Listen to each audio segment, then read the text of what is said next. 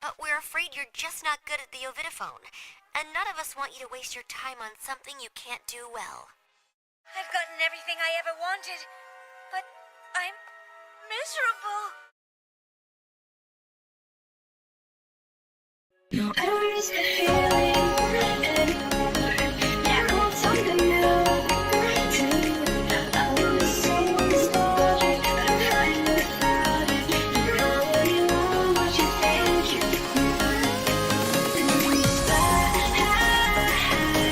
You know I love you, so I think I should tell you. This lie, is it the time that you forgot? Oh, it's calling. I just can't stop. I'm sorry. I can feel it deep in the world. I should do this to myself. Sincerely, can't you feel what I'm feeling? I can see my soul. I should do this to myself.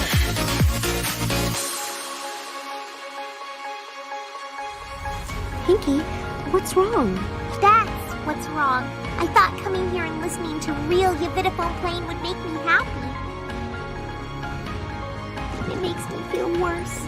I'm never gonna sound like that.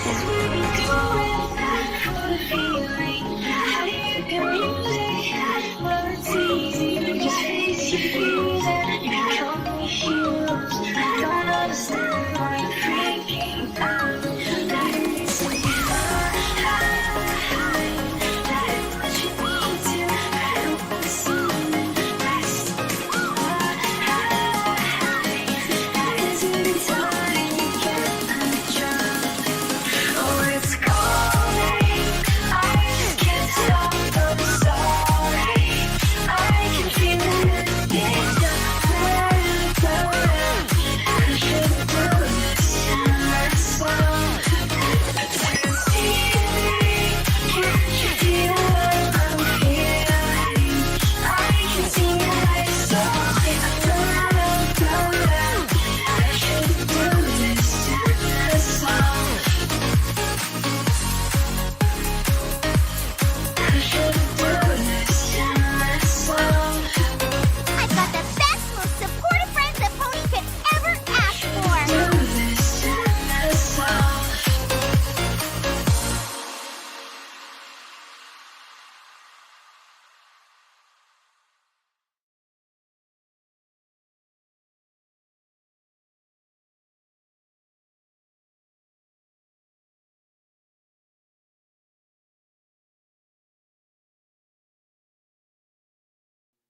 Hey y'all! Welcome to yet another Winchester Wednesdays. I am your host, Winchester 572, and here we are with another lovely stream. I am actually back this time, and yeah, unfortunately we don't have a game or anything for you today, but we are going back to what we used to do with our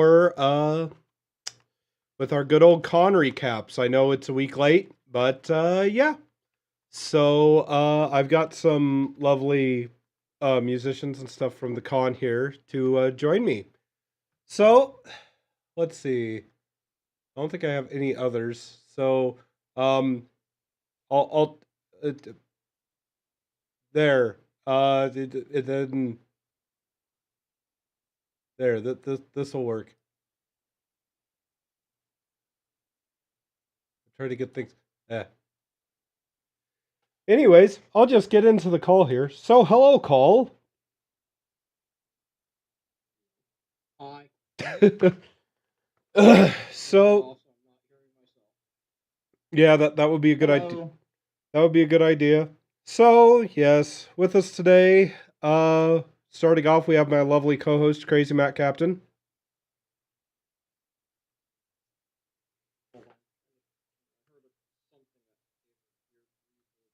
And I'm trying to determine if it was me.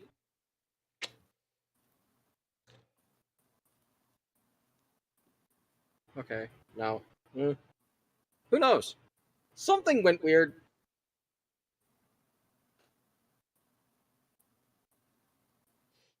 Yes. I'm breaking everything. Alrighty. And next up, for all of our other lovely guests, starting off, we have the very talented Forever Free Brony. Hi. And next up, we also have the also very talented Super Pony Bolt. Hello. And last but certainly not least, the person who was in charge of all these crazy musicians at the con, we have Melody Brony. Hey, what's up? And since I don't have pictures for anybody but CMC, congrats. Everfree, you get to be Forest Rain. Bolt gets to be Lycan, and Melody gets to be Tempest. There we go. Right. Insert terrible Australian accent here. Okay. So yes, yeah. So this is happening this week instead of the week after the con, partly because I was actually still driving back from the con when we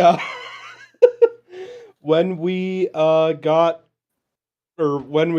live, because Double R actually had me build a computer for him. So yeah, so I was actually still driving back. I didn't get back to about midnight on Wednesday. So yeah, fun times. So, but it's been fun. I've heard some of our other folks also had fun times getting home in various ways. It was definitely interesting, to say the least.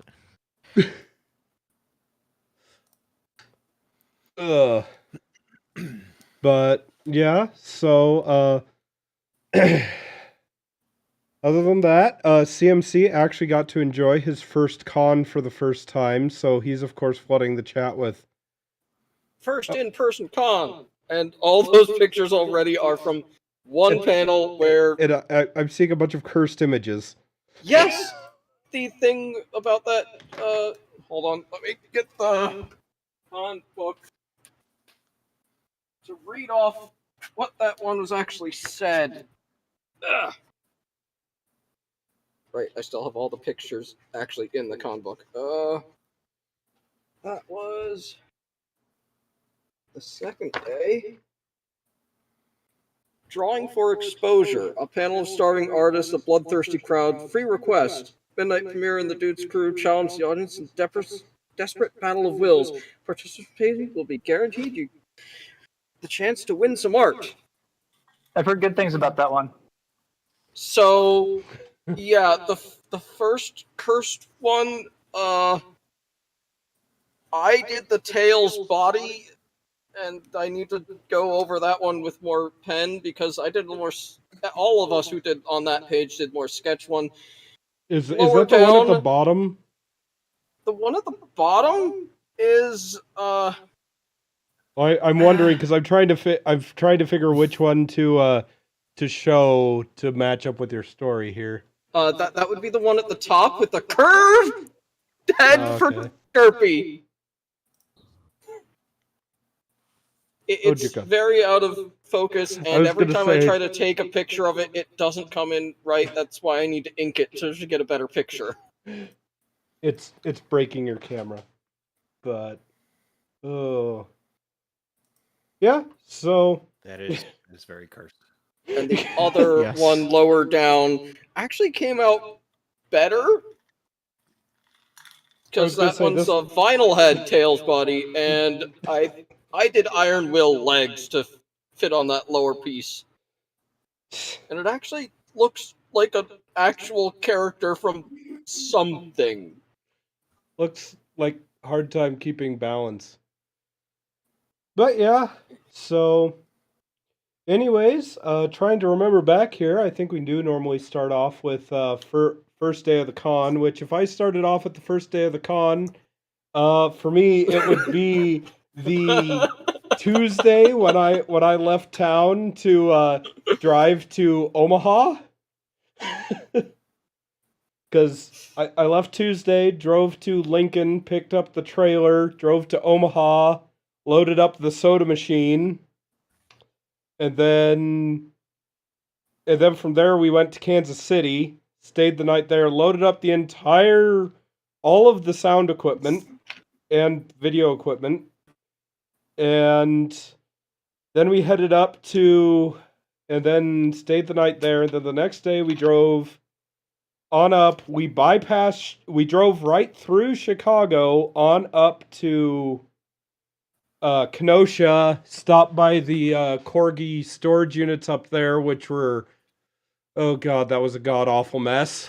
And tried to pick up as much as we could find out of, that place looked like a bomb went off. Gee, ugh. I don't... During all of that fun, I had left in the morning in Eastern time zone, expecting to be sitting at the hotel 3 hours for Winchester.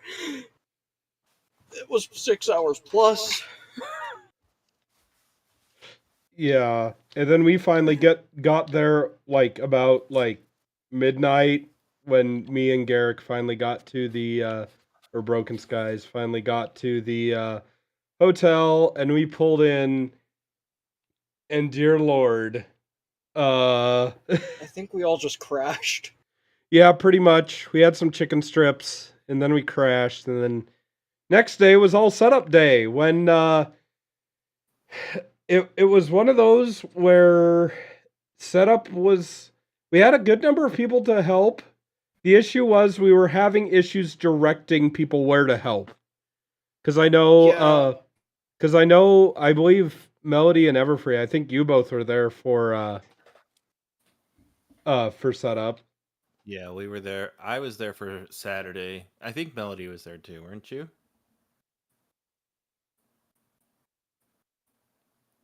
Melody, were you there? Were you there on? Oh, Yeah, were you there am on I going day through zero? now? He's going through a tunnel. Okay. Oh boy, Oh, am I going through now? oh, you're better now. Yeah, there you go. Yeah. Okay, there we go. Oh yes, I was there on day 0 and Saturday. Nice. Yeah, because I remember seeing you guys there, and we're just like, yes, you guys are you guys are here to help. Awesome. Crap, where do I direct you? Because Coach was on stage planning out the lights as we were going on, and where they were gonna put stuff. So I was just like, great. So I can't quite direct you to the lights, and lighting I thought was, or audio I thought was waiting on lighting, and eventually it just got to the point where we just ended up building the speaker stacks. And then didn't we have to move them afterwards? Yeah, we built the speaker stacks. They went, we don't like them there. So I went, okay, fine. And we had to tear them all down and move them. Right. Horrible. But honestly, all things considered, that was about my biggest complaint, quote unquote, was the lack of planning, but that was partly just due to we were kind of understaffed. The leads were happening to go, and I mean, Coach was not only AV director or production director. I mean, he was also the lighting lead, and I think at the time he was also planning on taking over VFX until Melody kindly did that. Yeah, So, he had a yeah, definitely. I don't know if you two were there, but halfway through setup, I was just like, so what's going on with all the audio stuff? And Coach and Sparrow basically turned to me and appointed me as audio lead. Jeez. Yeah. Halfway through setup. Congratulations, you've been promoted. Oh, Pretty much. back I'm to just A1. yeah. Might as well. You do a good job, so Mhm. I was just damn lucky that I've worked with all the people who are complex enough to be able to throw together your stuff quickly. Right. Plus, I yeah, mean, it was pretty.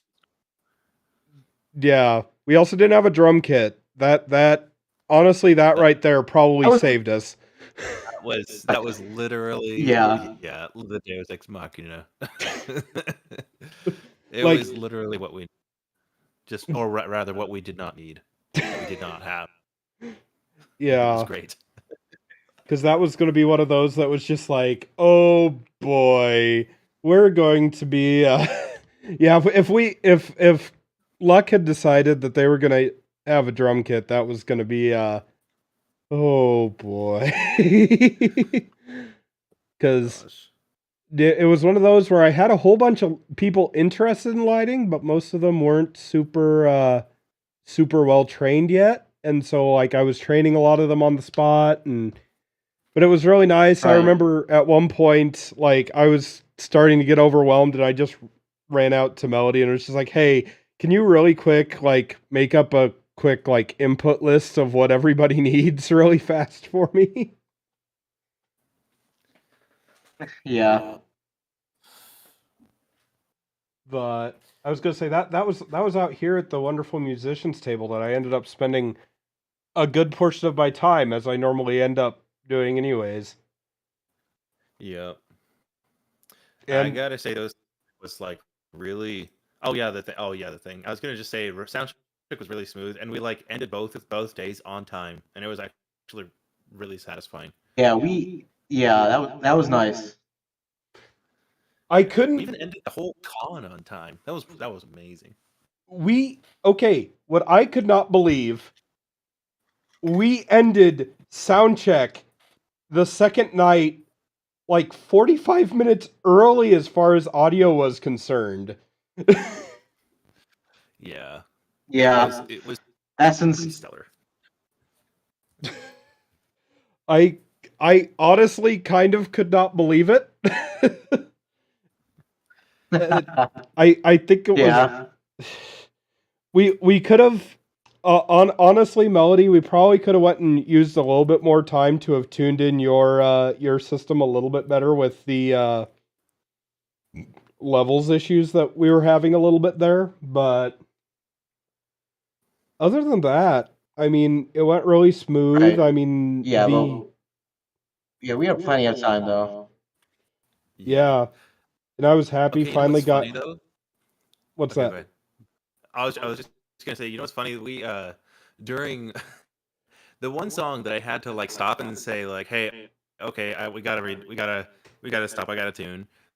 And then like I tuned the guitar, right? And then like during the rest of the song, it was like still out of tune, and so I had to keep tuning it. So that meant that like I actually it was originally in tune, and so but I thought it wasn't. I don't know what was going on with like the backing track or whatever, but I think I've always had problems with that particular backing track. Like I think I recorded something out of tune.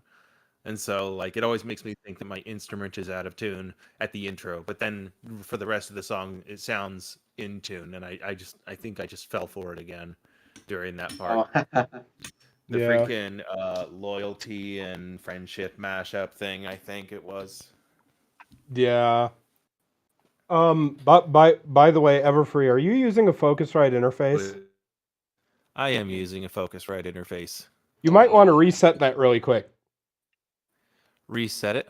Yeah, just turn it off and back on again. It's you're getting pretty crackly. Okay. All right. Hold up. Is it like a switch in the back or something? Yeah, I've hardly ever. which one do you have? The Focusrite. It's like the i18 something. Hold up. 18i20. Yeah, 18i8. Okay, yeah, there should be it's a smaller version. There should be a switch on the back. Yeah. Okay, hold up. Give me a sec. That's not it. Yeah. Well, yeah. It was weird to have a sound check that started really early. Well, that was ready really early. It was I nice mean- though, definitely. I mean, audio wise, it was interesting because like both times I think we ended up waiting on lights. Right. Yeah.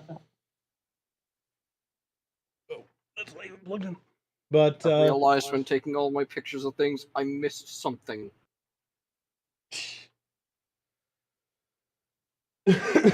let's see if I can get it fit in right here.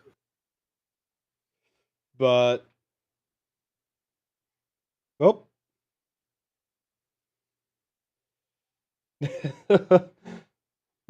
Melody's going to get the Ethernet cable, and Everfree apparently just dropped off the face of the earth. Wonderful.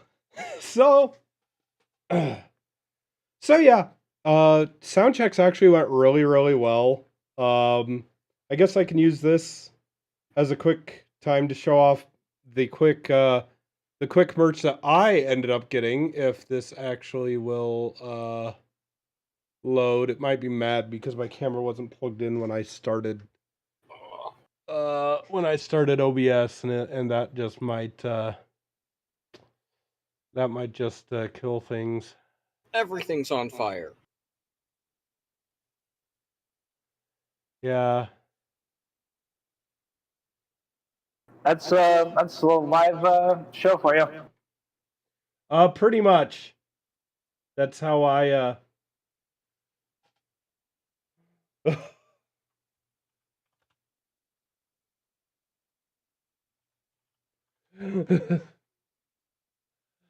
yeah.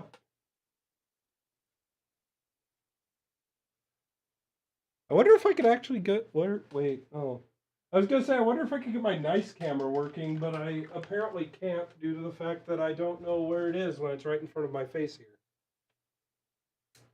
Oh, I did get the picture. It blends in because I scroll right past it to the anyway. Because that's right next to everything that happened at the near the end of everything. How's that? Do I sound better? Wait, say something again. Do I sound better? Yeah, a bit better. So okay. Alrighty. Also, we have definitely got to the point of the old EOH saying of "fuck it, we'll do it live." That's funny. Yeah. But okay. Yeah, no. So because apparently none of my webcams want to work anymore, and or at least not with OBS due to the fact I didn't have them plugged in when OBS started. So it's just like, no. Okay, I think that's everything. And I just remembered the thing that I wanted to actually download because someone else took a picture because I randomly ran into them in the vendor hall and it was like, oh, hey, wait, I know that voice. We watch movies every Sunday. So yeah, but yeah, I definitely really enjoyed the fact. Hey, I got it working. That's slightly amazing. So transition over here. So yeah, All right. Hey, look. There we go. But yeah, this was most of all the merch that I bought. I just got a couple of the cute con mascot pillows at the con store because they were like $10 a piece. So yeah, they were relatively cheap. And then I got this lovely album that from Forever Free that unfortunately the CD's been stolen because I brought it home, threw it in my CD player at home in my hi-fi stack, and my roommate immediately went, I want like half of these songs, and it took the CD. I'm just like, oh my gosh. I was afraid for a second there. I was just like, what the all this CD? That's funny. That is pretty funny. Because so he heard your version of Hallelujah and immediately went, I need this. Cincinnati? Okay, I guess it is on there, but like the good version is not on there, you know? The like, piano and then like I don't even remember if it's got like harmonies or whatever. I can't remember because I was sitting there, I would go like, wait, I know this song, but wait, this is slightly different from what I'm used to. Yeah, it's just I don't know. It's like that's basically what that whole album was about. It's basically just like a bunch of acoustic versions of like some of my more well known and lesser known songs, and so like it's got a different take on most of them, and uh, like one of them is just like you're I don't know, second chances, right? And it's like the normal version is like super hardcore rock, and this version on Fireside is super acoustic, and it actually takes a different, I like a slightly different chord progression too, where it just like stays on, I think it's the B flat or something, stays on the B flat or something like that, instead of going back down to the E flat. I don't know, just little changes like that. Like it has a mandolin solo instead of a guitar solo, and it's more like a mandolin groove than anything because it plays the same pattern with harmonies later on. And I don't know, it's a bunch of different takes like that on some of my more classic tunes. Okay.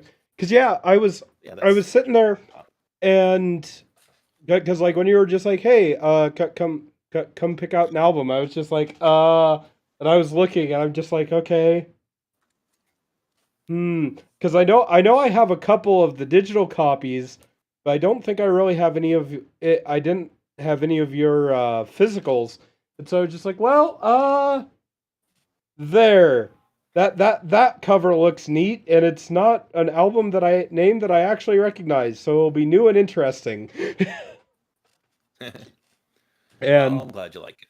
and I was kind of sad that the truck that we had to drive back didn't have a CD player in it, so I couldn't. Oh, That's sad. Yeah, did you know you can get head units now for cars that don't have CD players? don't have CD. Oh, yeah, I know. And they're like I was surprised. that they're only like Yeah. 3 inches long. Right? But Sad day. It's a sad era. yes. Yeah. Yes. I mean, just like when the tapes stopped. Oh, hey, and here we have Evershade, Hello. Yo. Hello. and here we thought that Evershade and Forever Free weren't going to be able to overlap. What is this, a crossover episode? The cross ever episode. Oh my gosh. Hey, nothing will ever be as good as the picture I took with all 3 forests together in one picture. So I have a friend. Wait a minute. There's more than. Okay, I think I remember another forest, but I don't remember. I can't recall. Who's the other forest? So there's Forest Rain, and then I have a friend named Forest Thunder. He Oh, I used to play Arma with him. Yep. Way back, yeah. Yeah. So he's done stuff for the stream and stuff quite a bit. And then we have my friend Double R Forest, who is my editor for my fan fictions that we read on the stream. That's right. I remember. I think I've met Double R Forest. Yeah, because I think you were there. Well, yeah, you were at Ciderfest 18, right? Yeah, I was. Yeah, he was there. That was where the Forest of Forests picture was taken. Oh, that's funny. So, oh god, that was an amazing picture. That was just like, Curry, everybody get down here. But yeah. But if you put me in the picture, you could have called it the Everfree Forest picture. Oh my gosh. Well, now I have to get all of them down to HarmonyCon. Where I'm trying to get Rain down to HarmonyCon this next year. So yeah, it's not for lack of me trying at all. But right. But yeah, no. So yeah, but just sum up for Evershade. Yeah, we've basically just been BSing about some of the stuff that went on throughout the con, and We haven't even made it to Friday. Oh my gosh. Well, we've kind of been ping-ponging around. I mean, we were talking about how well sound checks went. Yeah, surprisingly well. It's kind of crazy because I went to go get my COVID test. Once I come back, it was my turn. I was like, hold on, what? That's right. Oh, that's right. The COVID scare. Oh my Yeah. goodness. That was Oh, poor Yeah, Luck. that's the thing. Oh my gosh. Yeah. Poor Luck, dude. Sorry, Melody. Next time I'll just like go slower during sound check. I'm kidding. No, I was happy. I was just super surprised.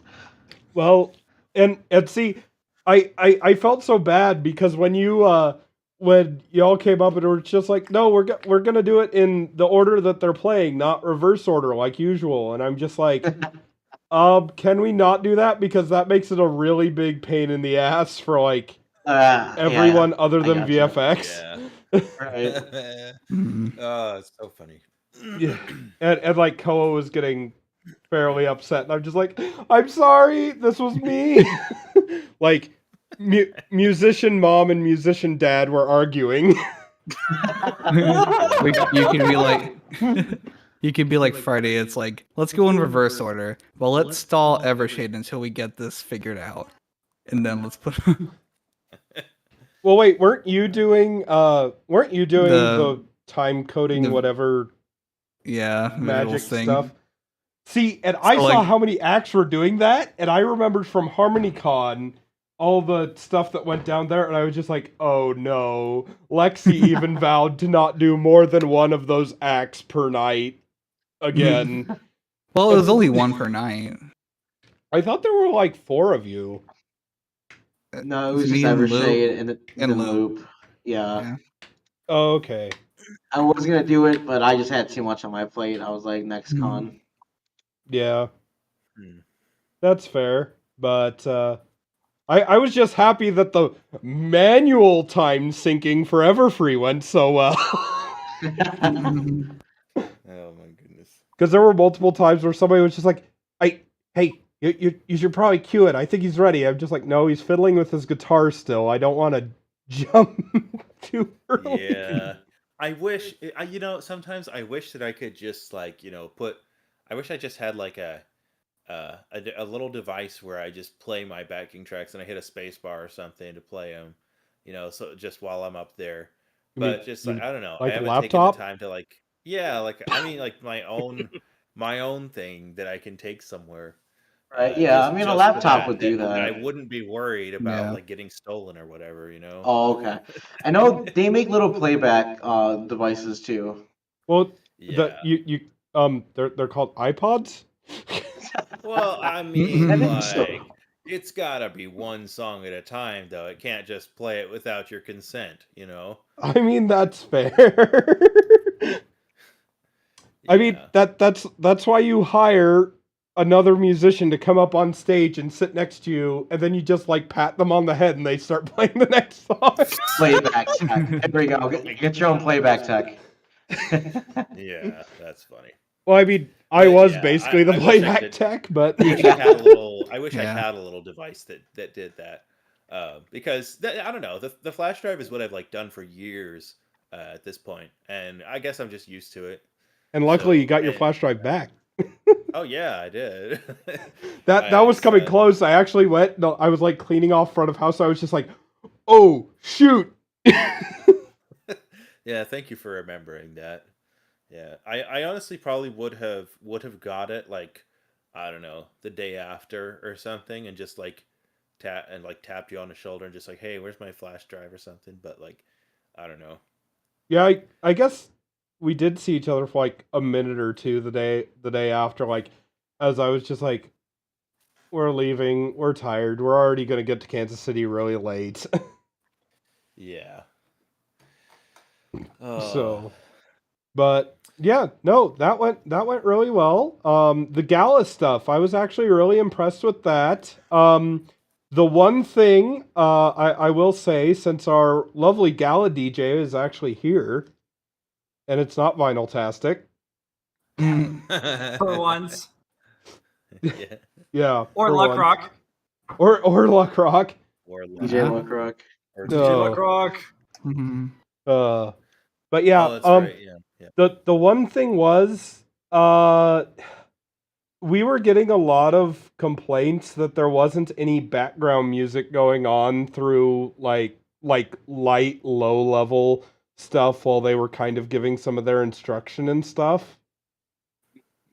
And it's one where I kind of understand why they would want it quiet so that people could hear, but at the same time, with absolutely no sound at all, the entire room sounds really dead. Right. Yeah. Right. So I kind of agree because that was by design so that they could hear the instructions. also, that gives them a reason to use a microphone so that people can actually hear what they're saying. True. Do we have headsets? That way they can use their arms. like laugh mics, like laugh packs. I need to. I'm working on it. Okay. At the moment, only cons in Dallas have that ability. Well, and gotta move Winnie City now. And Cider. Everything is moving to HarmonyCon. There we go. We just have 3 HarmonyCons a year. all HarmonyCons. HarmonyCon Winnie, HarmonyCon Cider, and HarmonyCon Maine. You should someone tell Pepper he's now the chair of 3 conventions. Well, I was actually just messaging him at the moment. Here, let me.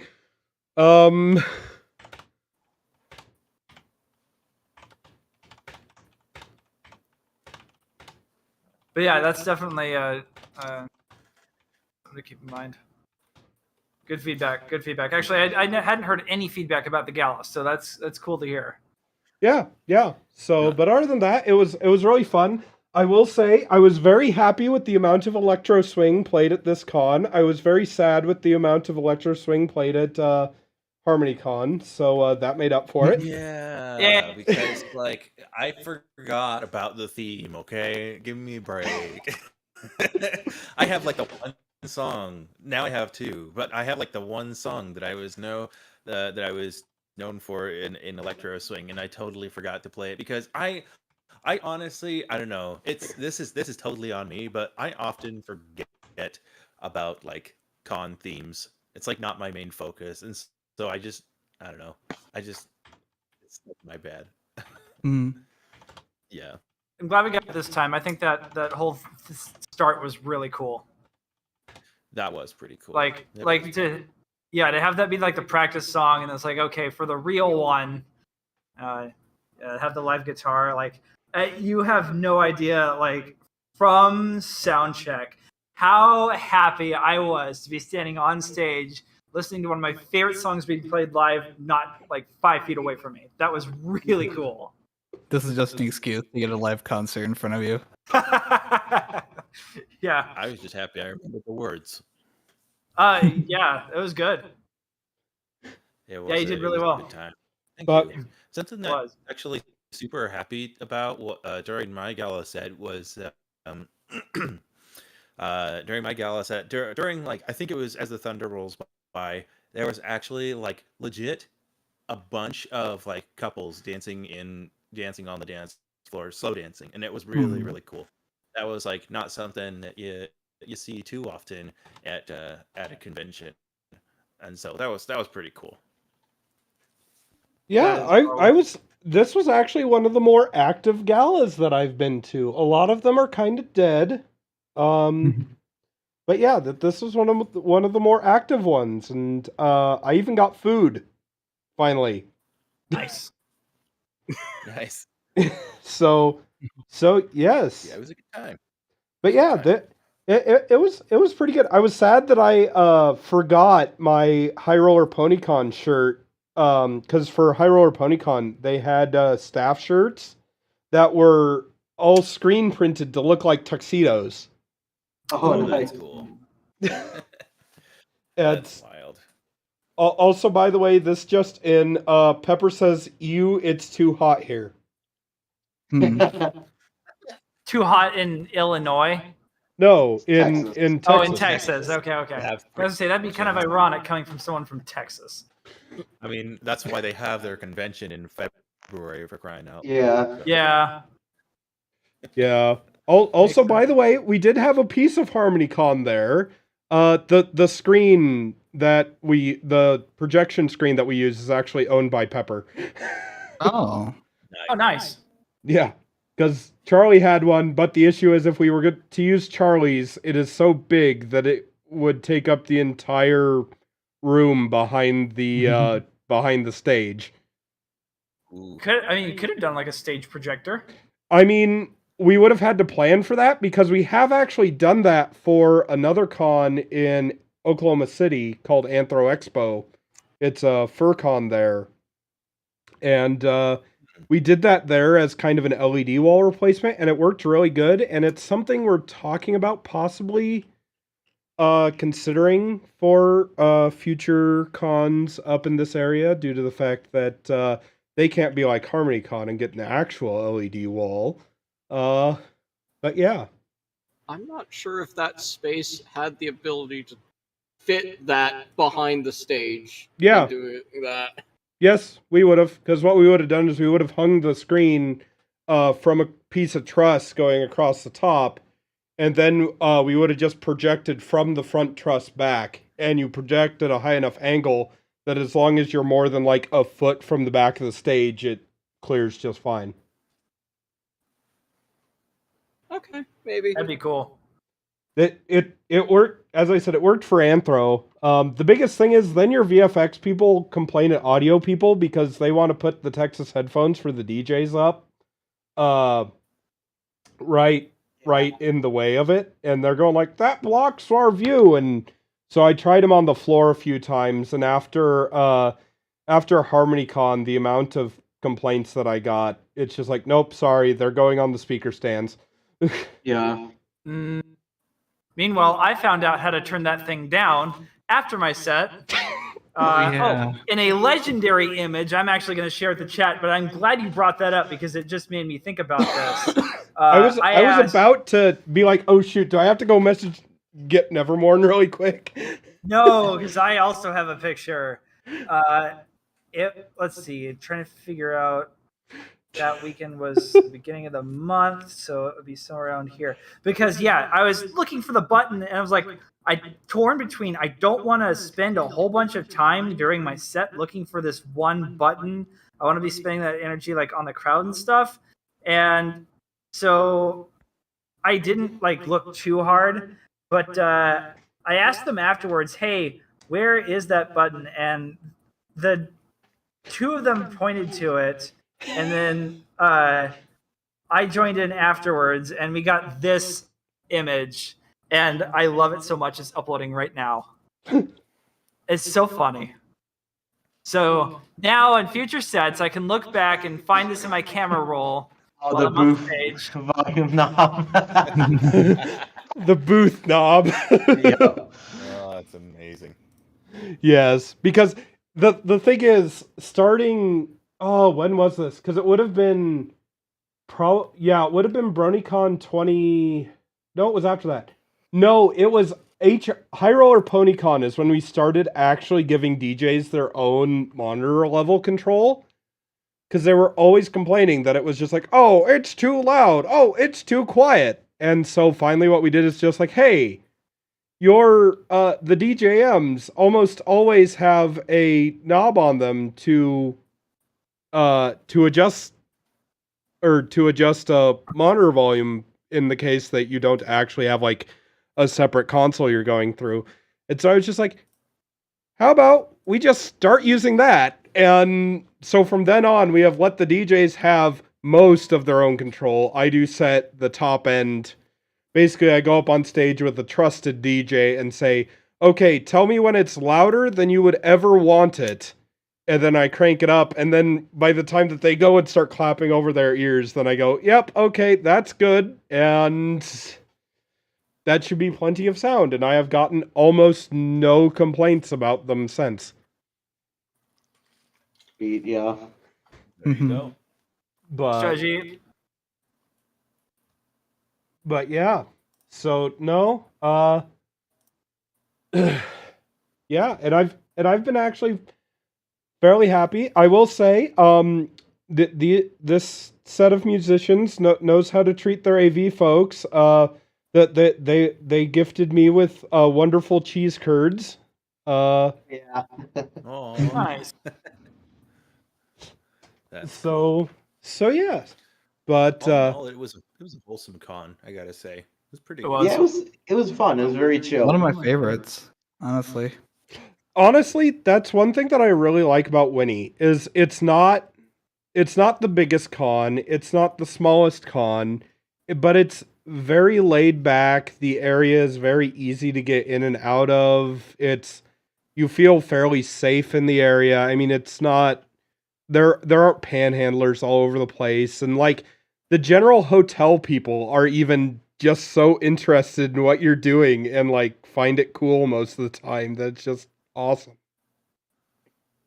My Uber driver was very intrigued with what I was going to do since I carried a guitar. And like generally it I don't know, this lady was showing a lot of like way more interest than I would have expected. So she was like, oh yeah, I'll go try out the show and whatnot. Who knows, maybe she's become a brony at this point. I don't So know. one of the coolest memories that I kind of had that CMC was there for was we went out onto the front area, and like Skyrays was with us, and we were having some drinks and a smoke and everything. And this lady comes over, and she has this heavy accent, and she's just like, a smoking area. Can I join?" And we were just like, "Oh yeah, sure, come on over. There's extra couch seat, blah blah blah." And we were all sitting around talking, have a good time. She was a flight attendant from Serbia, Oh shit. Oh. and she was just so interested in what we were doing and everything. And she was going like, uh, and like we told her about like all the charity stuff and everything, and she's just like, "How can I donate?" Like everything. And she had to leave on an early flight the next morning, and so we're just like, well. So what we finally did is we had her take a picture of the back of one of the con books for Cider Fest. So Yeah, because we have the Cider Fest website on the con book. We didn't have the Winnie City website on the con book. Anywhere. Flipped through it. So, but it was amazing because she's just like, wait, where are some of these other events? And we actually went through and like mapped out each one of the cons that happened by like an airport that she went to. So like Everfree was one. There was another. Babs was another. I don't think they did the one in Dallas, but they do like Columbus for Trot and all that stuff. And they apparently they fly into BWI all the time, and she actually stays in the Hyatt that's connected to the Baltimore Convention Center where BronyCon was held. Dang. Oh, So that was pretty cool. But yeah, she was just like, wait, so I might get to see more of you guys again? And I was just like, yeah, possibly. And she was so excited for that. It was just a wonderful experience. We ended up talking for like 4 or 5 hours. Like it was like 4 in the morning. Like they had like an after party thing in the main hall, and I was just like, fuck it. Wait, you guys were up that long? Because I know I went and crashed somewhere between 1 and 2. Dang. But I was one of the last people up until like 4 or 5, something like that. Yeah, I was up for the whole after party mostly. I Yeah. think. Same, and the shenanigans that went down afterwards. Yeah. Thank you, Dewey. Yep. Thank you, Dewey. oh boy. Oh, But that's funny. yeah, no, it's one of these where I absolutely loved it. I need to message Caitlin sometime because she was wanting to make me a new Luna guitar strap. Oh, that would be kind of cool. Because I'm she's not a huge fan of the one that's on there, but like, because it's kind of like, I don't know, it's kind of like stretchy a little bit. so But she was the cool. one who made that originally, and because of that exact issue, she actually found a new material to make them out of. Oh, nice. So they look similar, but they're a lot more dense. So it's still a knitted strap, but it's a lot more dense and a lot less like normal yarn. That's super cool. So yeah, I'm gonna be talking with her about getting a new one of those made up for it, because I do love having everything Luna themed, like all the way down to even like the cable and stuff. Right. That's pretty awesome. Yeah, So I I love gotta that blue go. cable. Okay. Okay, go ahead. Oh, I was just gonna say, I love that blue cable. That was really cool.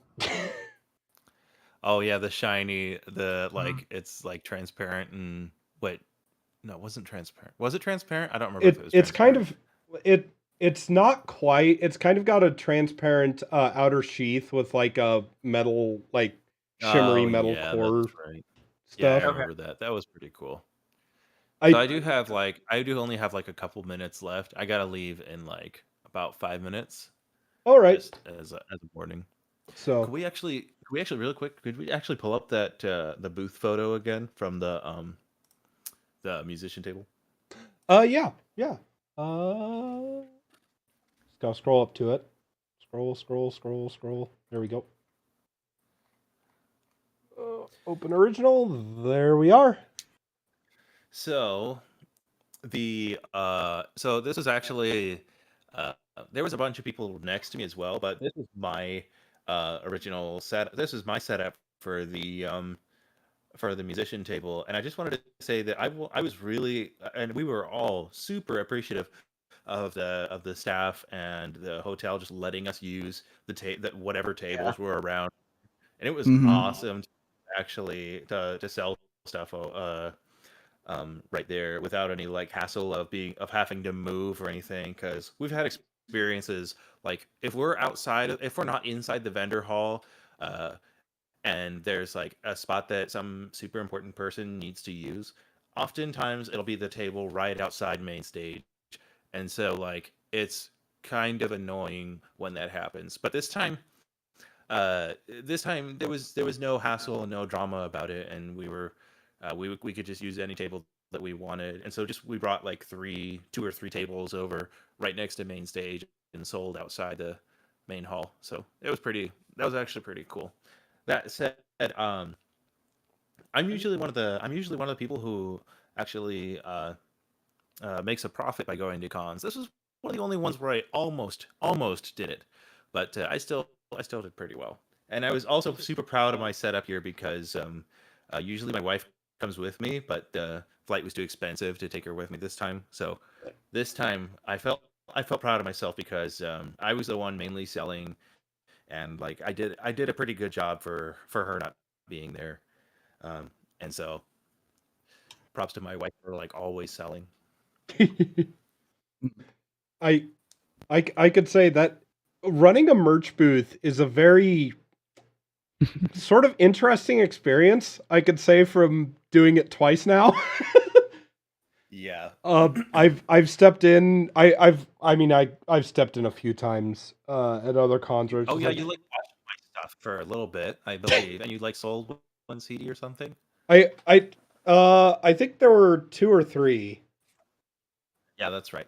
Yeah, something like two or three. But because I was one of the main ones that was running the me and Force Thunder actually were the two that were running the merch booth at Nahum. I think it Oh was yeah. Nahum 3, Oh It wow. the one at Cider. might have been. Yeah, that was two. I think the one that one hall. Okay, Hmm. but Okay. Was there an AM 3? Not that I know of yet. okay. Oh, okay, got it. So it would have been Nahum 2. Yes. So, I got you. I believe. but yeah, no, because I remember selling for prints and stuff, and yeah, it's great because one of the one of the best things is I'm just sitting there like chilling at the booth, and like random people will come up to me and just be like, "Are you Forever Free Brony?" And I'm just like, "Well." Did you not see me perform last night? If so, you would know the answer to this question. But no. So, but anyways, Everfree, sounds like you're needing to get going here soon. So, thank you very much for joining in. We definitely Loved having you around. Do you have any final shout outs or anything you'd like to give out? Just shout out to my friend Thrack. Oh wait, no, that's where he goes. It's Captain Thrack. I was just gonna shout out to my friends Thrack and Jesh for like being there the whole time, literally, and like taking care of me while I was at the con. It was pretty cool. And I just wanted to say that um, Thrack actually made a pretty funny tweet um, that had to do with the con. This was like one of his his third con experience ever, and it was by far his favorite. But he became like the life of the party after a while. Yeah. And this Oh, He boy. did. You're right. yeah, this is what he said like on the 8th. So he says, "How to be loved based on the way I acted at Winnie City. Stalk people, impersonate famous brony musicians, scream woo constantly, tell everyone that you are their biggest fan and that you love them, belittle the only friend you traveled with to the convention." So just, Yep. True. Sounds about right. it was a great time. Yeah, for sure. Definitely made Alright. vending a lot more fun with Thrak and Josh around. Oh my gosh, yes, they And did. hanging out with them like afterwards, like at night, was just so much fun. They are so much fun to be around. They are a delight. Glad to have met them. Yeah. Yeah. Yeah, I mean, it's same. amazing that he hasn't gone to more cons. It's amazing. Same here, because I know that I Alright. was sitting here like, huh, these people that just happen to be hanging out around here a whole bunch. Like, that reminds me of me before I became AV staff. Yeah. All right, I gotta head out, you guys. Alrighty. Well, All right. have a good See evening. ya. Ta-ta. Thanks for having me. Bye. This has been fun. Yeah. Yeah, great to have you. All right, bye-bye. But, so yeah. There they go. So now we transition into the fun con after party where I smashed all of you at Ninja, right? Oh my gosh. Okay. By far, like, that was my favorite con after party I've been to. By far. That's a good was one. Oh, for sure. that was honestly one of the best. Yeah. Are you talking about like the actual like one in the tent? Yeah. Oh, I And literally didn't- because of how roomy it was. Yeah, it was very nice and roomy. Was there an actual? Where was the ninja game happening? It was after you went 4 to bed a.m. Yeah. after concentration. That's Winchester right. destroyed us every time. I think we won once. I lost like- once. Who won? Oh, you won, right? Yeah. Out of like 10 games. and I remember just being like, all right, does this mean that I get ultimate Twitter bragging rights for winning Ninja against the musicians? I guess. 'Cause I was like, these reflexes. Oh my god. And I was feeling so bad because I was just like, I keep winning. But no, that was awesome. Yeah, just getting to hang out with everybody, and that's one thing that once again I really like about this con is, and that was one of the reasons why when I came here originally I was just supposed to be the audio equipment vendor, because I was bringing a bunch of the audio equipment, and I was just really excited to get to go to a con and be like, hand off everything else that I'm doing, hand off all of that to the con staff, just help with setup and teardown, and like be able to like, oh hey, it's after the acoustic concert, like, I'll go get dinner with the acoustic musicians or whatever, like I used to, and stuff like that. And then it was just like, nope, you're AV lead or audio lead. It's like, aw. But I was really happy I got to hang out with y'all as much as I did. That after party was really fun. Yeah. I honestly think that I need to do more voice acting after those accents. Dear God. Oh yeah.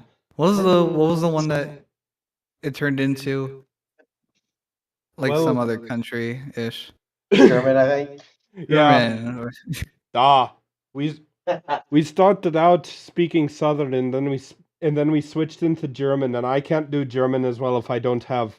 Also, my nose was really plugged up. I ended up getting a really bad sinus infection. Oh, jeez. So I tested. It wasn't COVID. Like I did all my tests, and it wasn't COVID.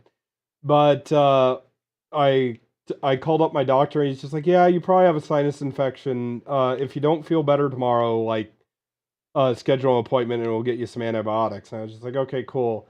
And I ended up feeling like great yesterday. So, and then today I was like actually out doing things about town, but like my nose and stuff is still plugged up pretty hardcore. So. Oh, jeez, yeah. Oh no. But no, that was actually one thing we were kind of worried about, because I do know a couple of people did end up testing positive out of the group and stuff. And honestly, I know like there's a bunch of like differing stuff, but it's just like what I said on Twitter is you're going to cons, you're exposing yourselves to hundreds of other people around you in a fairly like close proximity. Like you're gonna get sick. Con crud has always been a thing. Especially And- when For sure. Somehow I mean, I I'm not- avoided not- con crud. Same, but I was gonna say, especially Yeah. when there's no like when you're not required to wear a mask, that's especially gonna happen. But I somehow escaped con crud. Knock on wood. I've escaped con crud all my life. Usually, if I get sick, it's at the airport or on the airplane. Yeah. Right. It's like I only got it once, and that was at No idea. Fest. How This- you did not get COVID ever shake? I don't know either. You rooming with luck? He was with luck for like the entire time, I roomed with him. and you drove with him too. Yeah. I just remember seeing Luck as we were like hauling our stuff out at the end, and he's like sitting on top of the car, and I'm just like, ah. I felt bad, but like I joked. I took a picture, and he had like the red blanket. And I was like, "You're just like a nomad, or like a monk, just like or a shaman, just sitting on top of the car." But yeah, this was the first con that I've. This is actually the first con or event I've ever been to and ever gotten any sort of like con crud or anything from. Mm. So I'm counting that as a pretty big win. But yeah, I mean, I will say it was really nice to be at this con, and honestly, for it to feel for the most part like normal, like back to normal for me. Right. But I mean, Mhm. yeah. So and I will say we need to. So one thing that was a thing was that after party, all the bring your own booze and stuff. Yeah. I was very happy to see that there were as many like single serve things, because I really expected there to be like somebody just make a big booze run and just get a whole bunch of like pour your own drinks and stuff. But it was really nice. I really liked that the after party the Dead Dog party was out in that tent, because like what y'all said, you were a lot more spread out. We weren't all crammed into a tiny little hotel suite.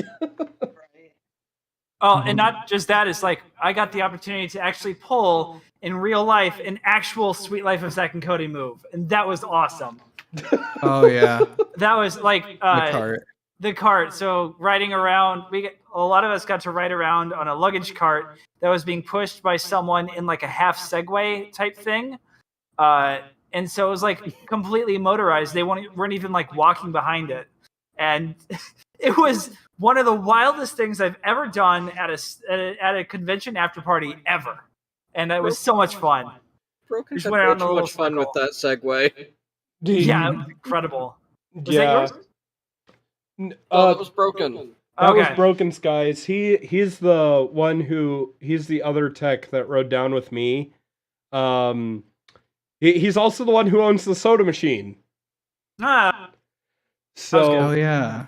I'm so glad, because he was sitting there and he was like putting it back in his truck when we were getting ready to leave, to to leave Omaha, and he was just like, "Oh, oh no, we probably won't have room for this." And I was just like, "Well, does it work?" And he was just like, "Yeah." I said, "It'll be awesome. Just bring it along. I'm sure you'll find some use for it. Like, worst comes to worst, like there's a bunch of food right across the street. You can use it to ride over there." And it all, like, after loadout, it all of a sudden just became the life of the party. Yeah. Oh yeah. The someone on the social side actually posted the video of Charlie on it. The soda machine? No, the Segway. Oh, the Segway thing. Yeah, yeah. Yeah, that was noteworthy. They were watching. Oh God. I was gonna say, I know I tried it. I know that Melody got on it at one point. Yeah. Oh, That was a bet. I was going around daring a whole bunch of people to do it. You didn't have to dare me. I was wanting to jump on. I know that I didn't try until it was in the tent, and that's when I noticed, yeah, after 3 days of doing all this fun, my legs were not up for it. Well, I will say this. You have to give some applause to this mad lad. Having never went to a con before, we set him on the biggest dumpster fire of panel rooms I think that has ever happened at a con I've been at. And he actually came out enjoying the experience by the end of it. It was fun, and I sang 4 songs at the karaoke part. Nice. Wow, nice. He's also the only person I know that actually enjoys working karaoke. It was chill, and you just hang out and sing along, and every once in a while put your name in the thing and find something that you know you can sing. So if you look at it, you'll see that I've 4 show songs because I know the show songs. I don't know the community song. Well, maybe you need to fix that. You need to be like me and actually like fail when you're doing like real life like business like rental work when you need to use like real songs and you go, "Oh shit, I don't know what's popular anymore because I stopped listening to like songs from the mainstream music community in like 2014 and I only listen to brony musicians now." Oh yeah. Because that's my deal. Is it's just like, oh shoot, I need to find non-brony songs for this. Whoopsies. But yeah, no. So but yeah, Saturday went really well. I don't think we ever covered that in itself, but it went really well. Koa's set I was really nervous for, and it went a lot better than I could have actually hoped it could, and I was extremely happy for that, along with Sound Bandit and all the other intermediate acts that were there that I was just like, huh, I wonder how all these are going to work. Because you Yeah. get Go ahead. because I mean you get some like Seventh Element where it's just like, oh yeah, I brought an entire band, but the entire band is me.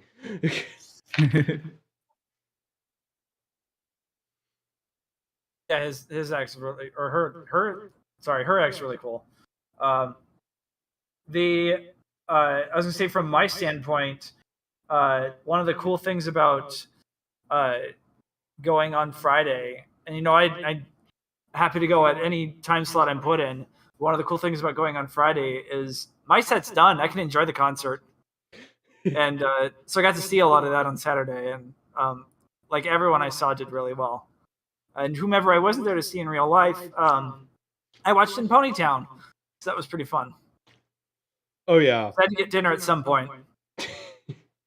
Yeah, that's kind of my deal, because the way that things kind of end up working out is we normally have half the AV staff end up really liking the DJs and running sound and stuff for them, and then we have the other half who really like doing the acoustic acts and really like doing stuff for them. So it always like we get along with everybody really well, but we end up swapping halfway through the concert. Like after the DJ flip, like the acoustic guys will like sit down and like, okay, nothing's on fire, and then we'll all leave to go and like actually get food and stuff because we probably haven't eaten since we had breakfast that morning, if we even got breakfast. So Also, my apologies. Seventh Element's pronouns are they, them. My bad. okay. But yeah, so yeah, it was a very pleasant experience. That was Saturday was the night that we ended sound check like 45 minutes early, and I was sitting there on my phone, and like coach looks over, he's just like, "Why do you look so stressed?" And I'm just like, "We finished sound check early. What horrendous bonfire is going to happen now?"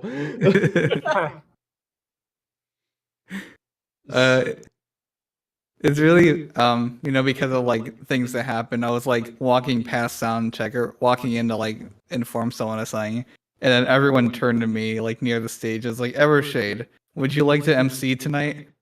And I'm like, what? Oh. And I was like, what? I don't have material prepared. I don't have anything to do. But what ended up happening is like everyone, like a bunch of people, like took turns just MCing between acts. That was pretty fun and interesting. You don't have to have material prepared. I don't have the good stalling skills like Gluck does. Well, I think even that he built up over time because I feel like there were some previous cons where he didn't have anything prepared and he just went off the top of his head. Yeah. I like before loop set. I may not be able to disclose too much here, but from being in the loop with stuff going on with HarmonyCon stuff, there may or may not be a Luck Rock soundboard being created with a whole bunch of compilations from his stalling of oh boy things between sets. Oh, that's amazing. Ed Watch, just saying that now will get me fired from everything forever. No. No. But that's great. Yeah, that was sorry, Evershade. I had assumed you were done and jumped in, but that was really fun. Yeah. Off the introductions like that. I think that's the first time I've ever seen that happen at any concert in the fandom. Yeah. Honestly, kind of, yeah. I would have jumped in, but I was busy doing VFX in between sets. I had to go and find logos for people since it wasn't like a bigger job. I could have handed you, or you could have just used the God mic on the console and just did them from front of house. Hello, this is a mysterious voice in the room. This is your Princess of the Night, Luna. Introducing our next performer. Oh my God! We found the video. I did.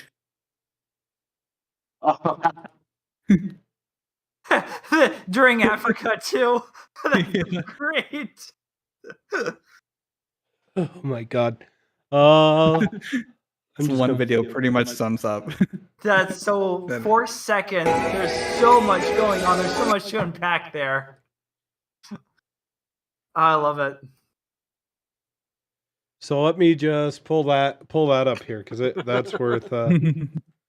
So this is Garrick or Broken Skies on the Segway during our Dead Dog party.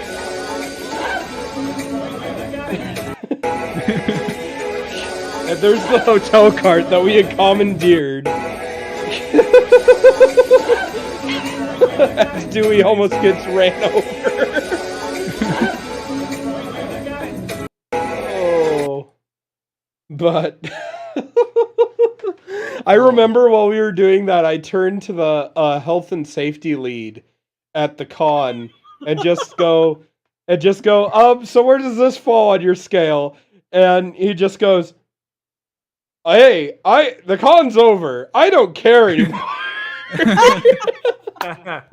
and I just kind of I just kind of turned away with my drink and just went, well, I'm AV. I wish it worked that way. And back in the corner, you could see right behind Dewey playing with his sticks. You could see CMC there chillaxing on a chair. Yeah. Oh, I am on that side at that point. You can see my green coat there. Yeah. Nice. You and Axel and everybody else. It was honestly an absolute blast. I was kind of concerned because I was in the tent earlier in the day during when it was just general renegade stage, and I was just like, geez, it's really hot in here, and I was hoping that it wouldn't get too hot at night during our party, but it actually wasn't too bad. It was fairly comfortable in there. So Yeah.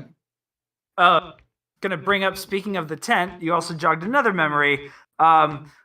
We made some pretty good memes in that tent, mostly involving Loop Hoof.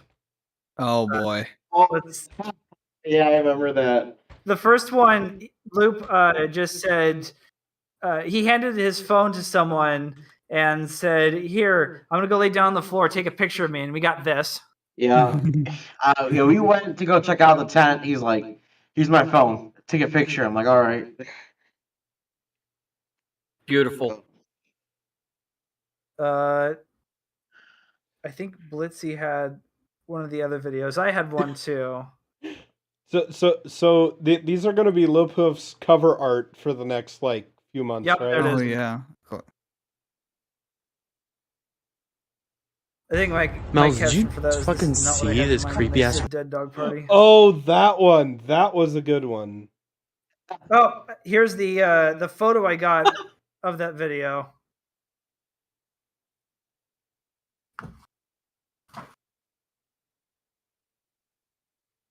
Yeah.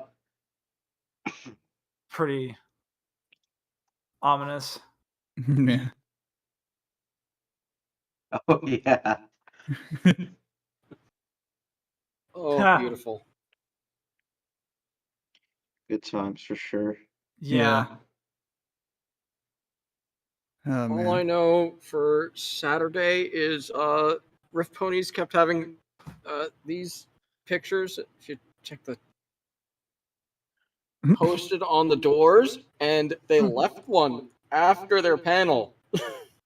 So I took it to their next panel room, and then on the last day, I found another one after all of their panels, still sitting on a door.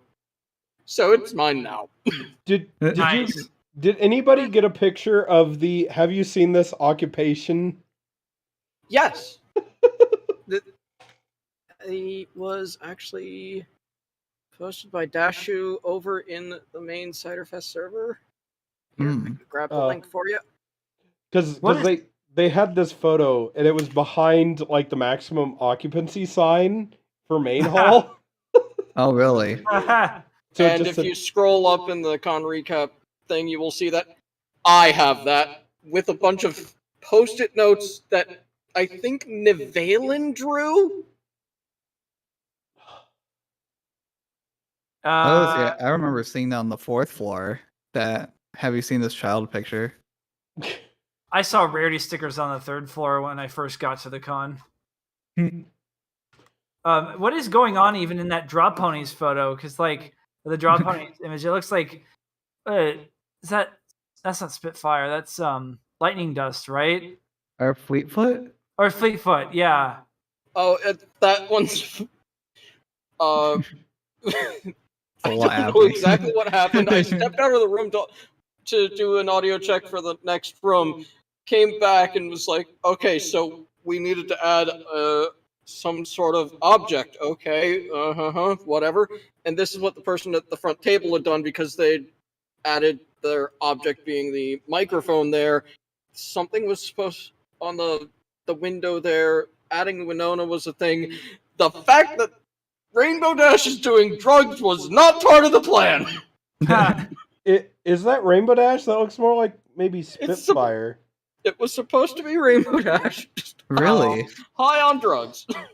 Oh, Guessing well. Cat, because Cat is I for missed that and saw the Winona as it was being walked around. That's what I used my exposure bucks to get from the drawing for exposure panel. Great. Just because I saw the Winona sing, just like, wait, what's this other side going on? That's a good one. Yes. Oh my god. I remember when this one was taken, the loop just because that was right as we had cleaned everything up and we were just leaving. Oh. It's too bad. I was kind of hoping that Loop was maybe going to ask to jump in, but must have been busy tonight. But that there's this. Have you seen this occupancy load? But no. One interesting thing. I don't remember. Melody, I think you were there. I can't remember if Bolt might have been hanging around at that point, but we were doing when I was doing sound check, or not like sound check for y'all, but like system tune. I think this was Thursday night. Yeah. And I did the bass. I went and kicked in the subwoofers, and I set it at a few random frequencies, and I had everybody find the dead nodes in the room. That was fun. That was wild. Actually, that was really cool. So next year at HarmonyCon, you should come in a little bit early, and we'll try to do the same thing because that room is gnarly. Is it? That should be fun. It's 10 times worse. Literally, it looks like a checkerboard just as you're going around. Checkerboard for almost every tone you can think of. No, for dead spots. Like, it'll be dead, not dead, dead, not dead, like, within, like, a few feet of each other. And then I'll go and switch the frequency, like, 5 hertz up or down, and they will just completely swap places. Oh, God! Yeah. And it's to the point where that one you can actually hear well the music's going, and we need to do some work with some delay shading and stuff. Gotcha, yeah. But that was an interesting thing we were fighting, and it was just like, whoa. But here, it was interesting because there were a few spots where you could get sensitive enough that you're standing in one spot, and then you literally turn your head, and you lose it. You can't hear anything. Yeah, that's wild. But yeah. And then yeah, it was nuts. So but and then Sunday after we after closing and everything and we did our Sonic Rainboom, that was honestly one of the better ones that we've done. Okay, that was a good one. I was laying down right next to the sub. I wish I'd gotten closer to the sub.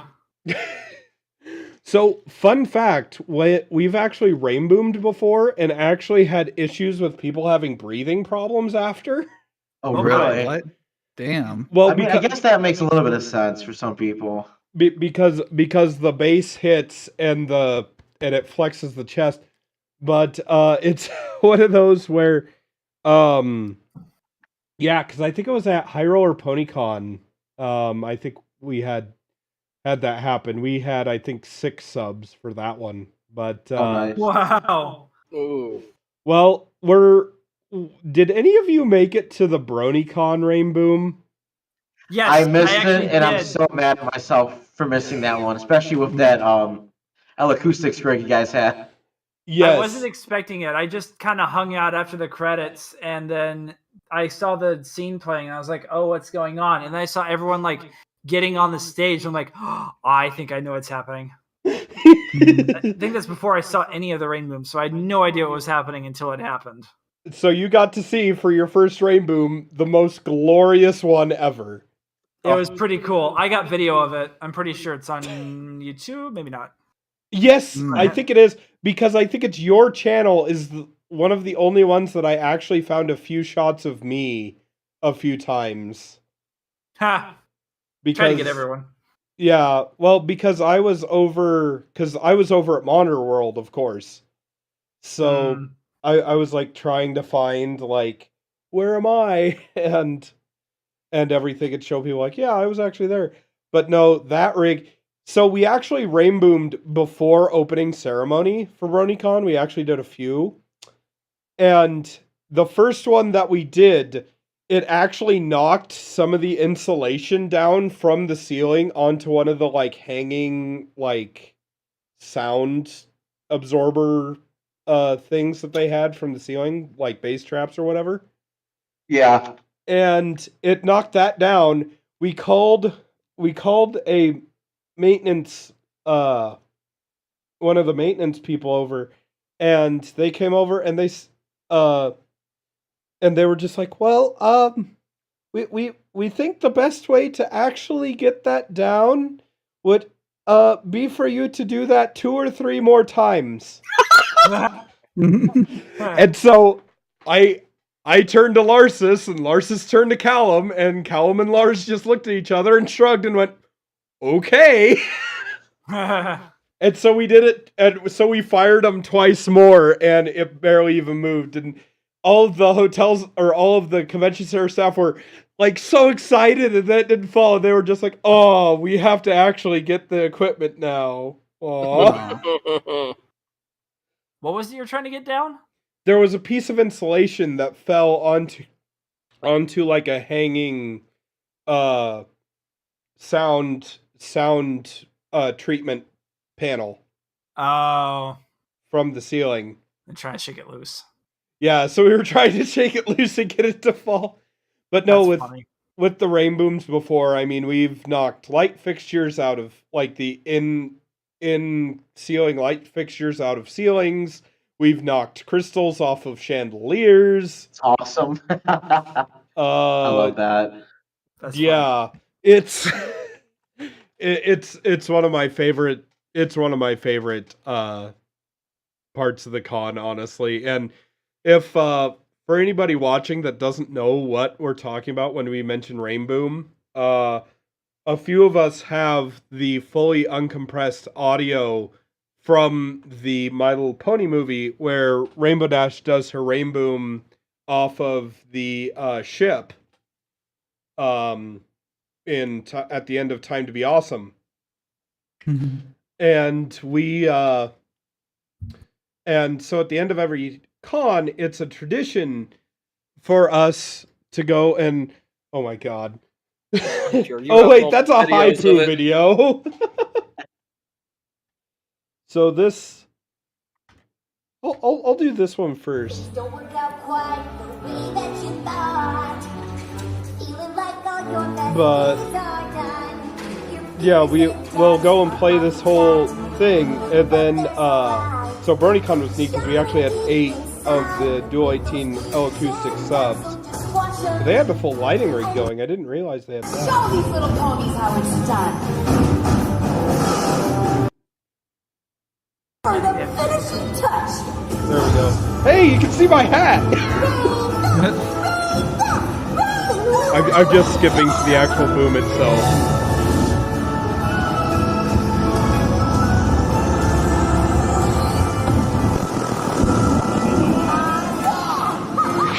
You can just hear how much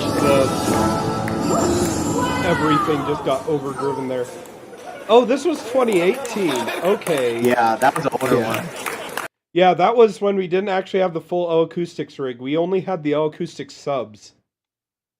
Because I was like, I remember a whole bunch of people swarming the stage when that happened. The fence was down. Yeah, I can't find the 2019 one for some reason. I have video of it somewhere, but I guess I didn't upload it to YouTube. I have it in one of my phones. I will have to upload that. Yeah, this was the HarmonyCon one. We had already started tearing down drapes because people were getting impatient. But this was from BronyCon or HarmonyCon this last year. Everybody just starts chanting.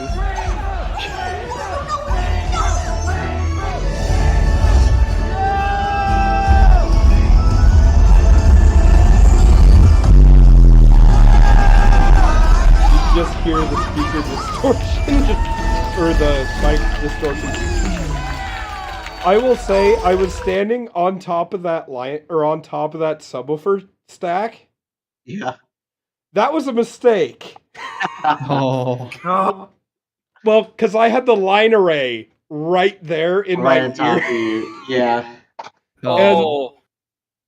And for reference for you guys that were there, that line array, each one of those line array segments, so we had 4 on each hang, and then 1 on the stage, or 2 on the stage for front fills.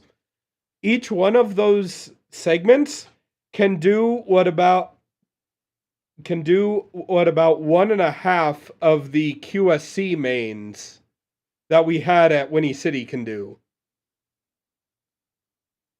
Yeah, it's insane. God. So those are the DBs, right? Hell yeah. Yep, those are the DB. DB DB Technologies DVA T8s. Oh, gotcha. So they're actually the same ones we used for front fills for BronyCon. Well, not the exact same ones, but the same models. Right. But yeah, no. So it's definitely a fun time. We tend to do our full power rain booms definitely at the end of the con though, so that the hotel can't get too mad at us. But yeah, no, it was great. But yeah, Sunday teardown actually went really well.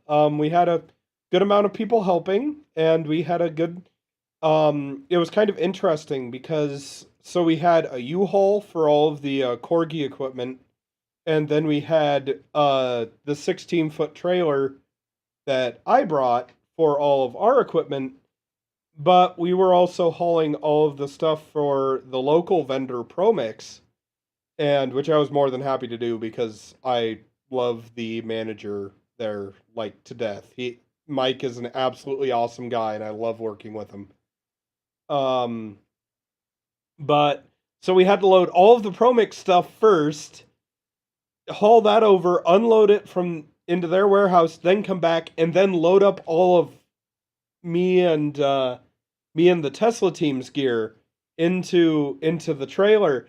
And it was great. I pulled around, and since I pulled all the way around the hotel, Charlie saw from Dead Dog us pulling around, pulled everyone out of Dead Dog to come help load up the trailer. And it was awesome seeing everybody working. Charlie was even like helping actually pack stuff in and Jenga it all into the trailer. And oh, we finally got done with that, and I remember just hanging around the room and just being like, oh, great. Just no place is open for food. And somebody was just like, you guys are so lucky. I managed to snag 2 or 3 pieces of pizza for you. Just like, oh, thank you so much. Because, oh my God, we were starving by that point, and then went over for Dead Dog, had that, and then a few of us were just like, we're not quite dead enough dogs, so we decided to play fun social party games. Yeah. Out in front of the vendor hall. So it was fun. I actually haven't played games like that with people since I was in Boy Scouts. So that explains why I didn't see you guys come into the hotel room. Because I was just out. Oh no, by the time I got into the hotel room, it was really late. Because I'm trying to remember. I think it was even after you guys, because all of you guys called it a night, I'm heading up to the room, and I saw a few other people were like still hanging out in the lobby, and I'm just like, why are you people still awake?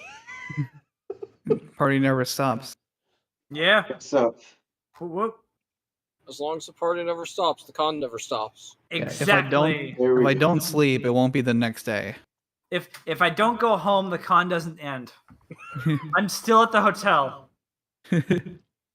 Track on Welcome strategy. Welcome to day 12, Winnie City. Isn't what? Didn't I see something posted today where somebody was still at the hotel or something? Yeah, it was on the. I think their Twitter retweeted it or something. I would think that's one of the ones that got quarantined there. Oh, was it? Yeah, because someone actually got quarantined there because they tested positive, like first day. Were they having to go back to a different country or something? Don't know. Because otherwise, I think you could just go home now. I don't think you have to stay at the hotel and spend money every night for a room. But if they're going to a different country, I could see that. Yeah, I thought I saw. I'm not sure. I was just I was just looking. Oh, looks like Dr. Wing and Midnight Premiere. 1 week later, still going strong. I mean, they're down in the lobby, so yeah. But Yeah. and I like how Woody says just like, well, we haven't rolled out the thank you / wrap up tweet yet, so welcome to day 12. Wait, why is Wing still there? I don't know. They could also be locals just visiting the hotel lobby because of just nostalgia. I was gonna say I used to do that with Denver with a few of the things there. I'd be working at the hotel and just be like, "Hey guys, where's the con?" So when I fly out of Chicago, the hotel I park at is the same hotel that is like the main convention hotel for Midwest Fur Fest, one of the biggest furry conventions in the world.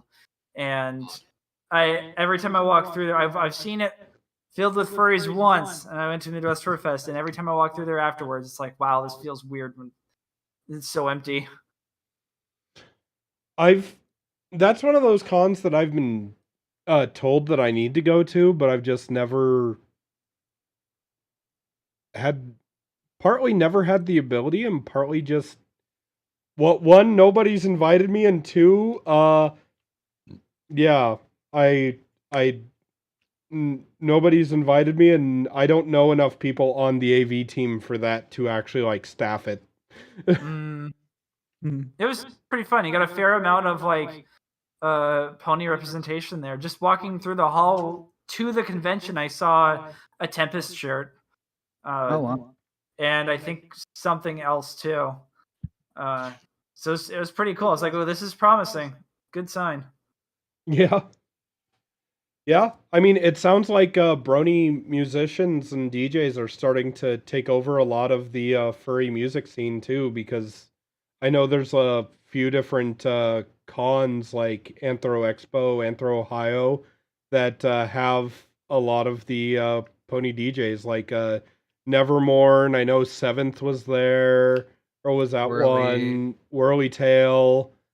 That's a big reason why I tuned into their stream, is because there were so many names I recognized. More than half of their musician roster were musicians who are either actively in the pony fandom or came from there. Yeah, and I mean that's actually that was a really cool thing about Anthro Expo was I got to work with Denotive again, and I was really happy about that. Yeah, but it's cool. Did to see that. Just curious, did you see the streams and stuff for the Anthro Expo? Yeah. Wasn't that room so cool with like the upstage shots that we could get from like the top down looking at the top of the stage? Oh yeah. Yeah, it was pretty cool. the back of the stage. Like, because Yeah, you guys had a pretty cool rig for that show. It looks like. it, mhm. it's actually it was actually basically just a boiled down HarmonyCon rig. Was Oh, basically nice. what it was. Yeah, because that setup kind of looked familiar. That was actually the trial run for HarmonyCon. So Ha! that was the Worked. first time we had actually used the line arrays. Well, actually no, the second time we had actually used the line arrays. But yeah, no, we were actually trial running that whole thing. So yeah, we're really excited. I'm hoping to get back to that con again. So that was a really fun con. It's fairly close to home. They were really excited to have us, and it's interesting when we showed up there, they were just like, "Oh, it's a Brony AV team," and I'm just like, I didn't know that we were special, but okay. Was they saying that in like a kind of an awestruck way, like, oh my Yes. gosh, like Brony's on staff, or in a good way, like, oh yay, we have Brony AV. That they were saying that like, oh my god, this is amazing way. Oh wow, that's cool. Nice. Yeah. So, because Elevative was actually the musician lead and the AV lead for that con, and So and so we were doing that, and that was a lot of fun, and we just had a really good time.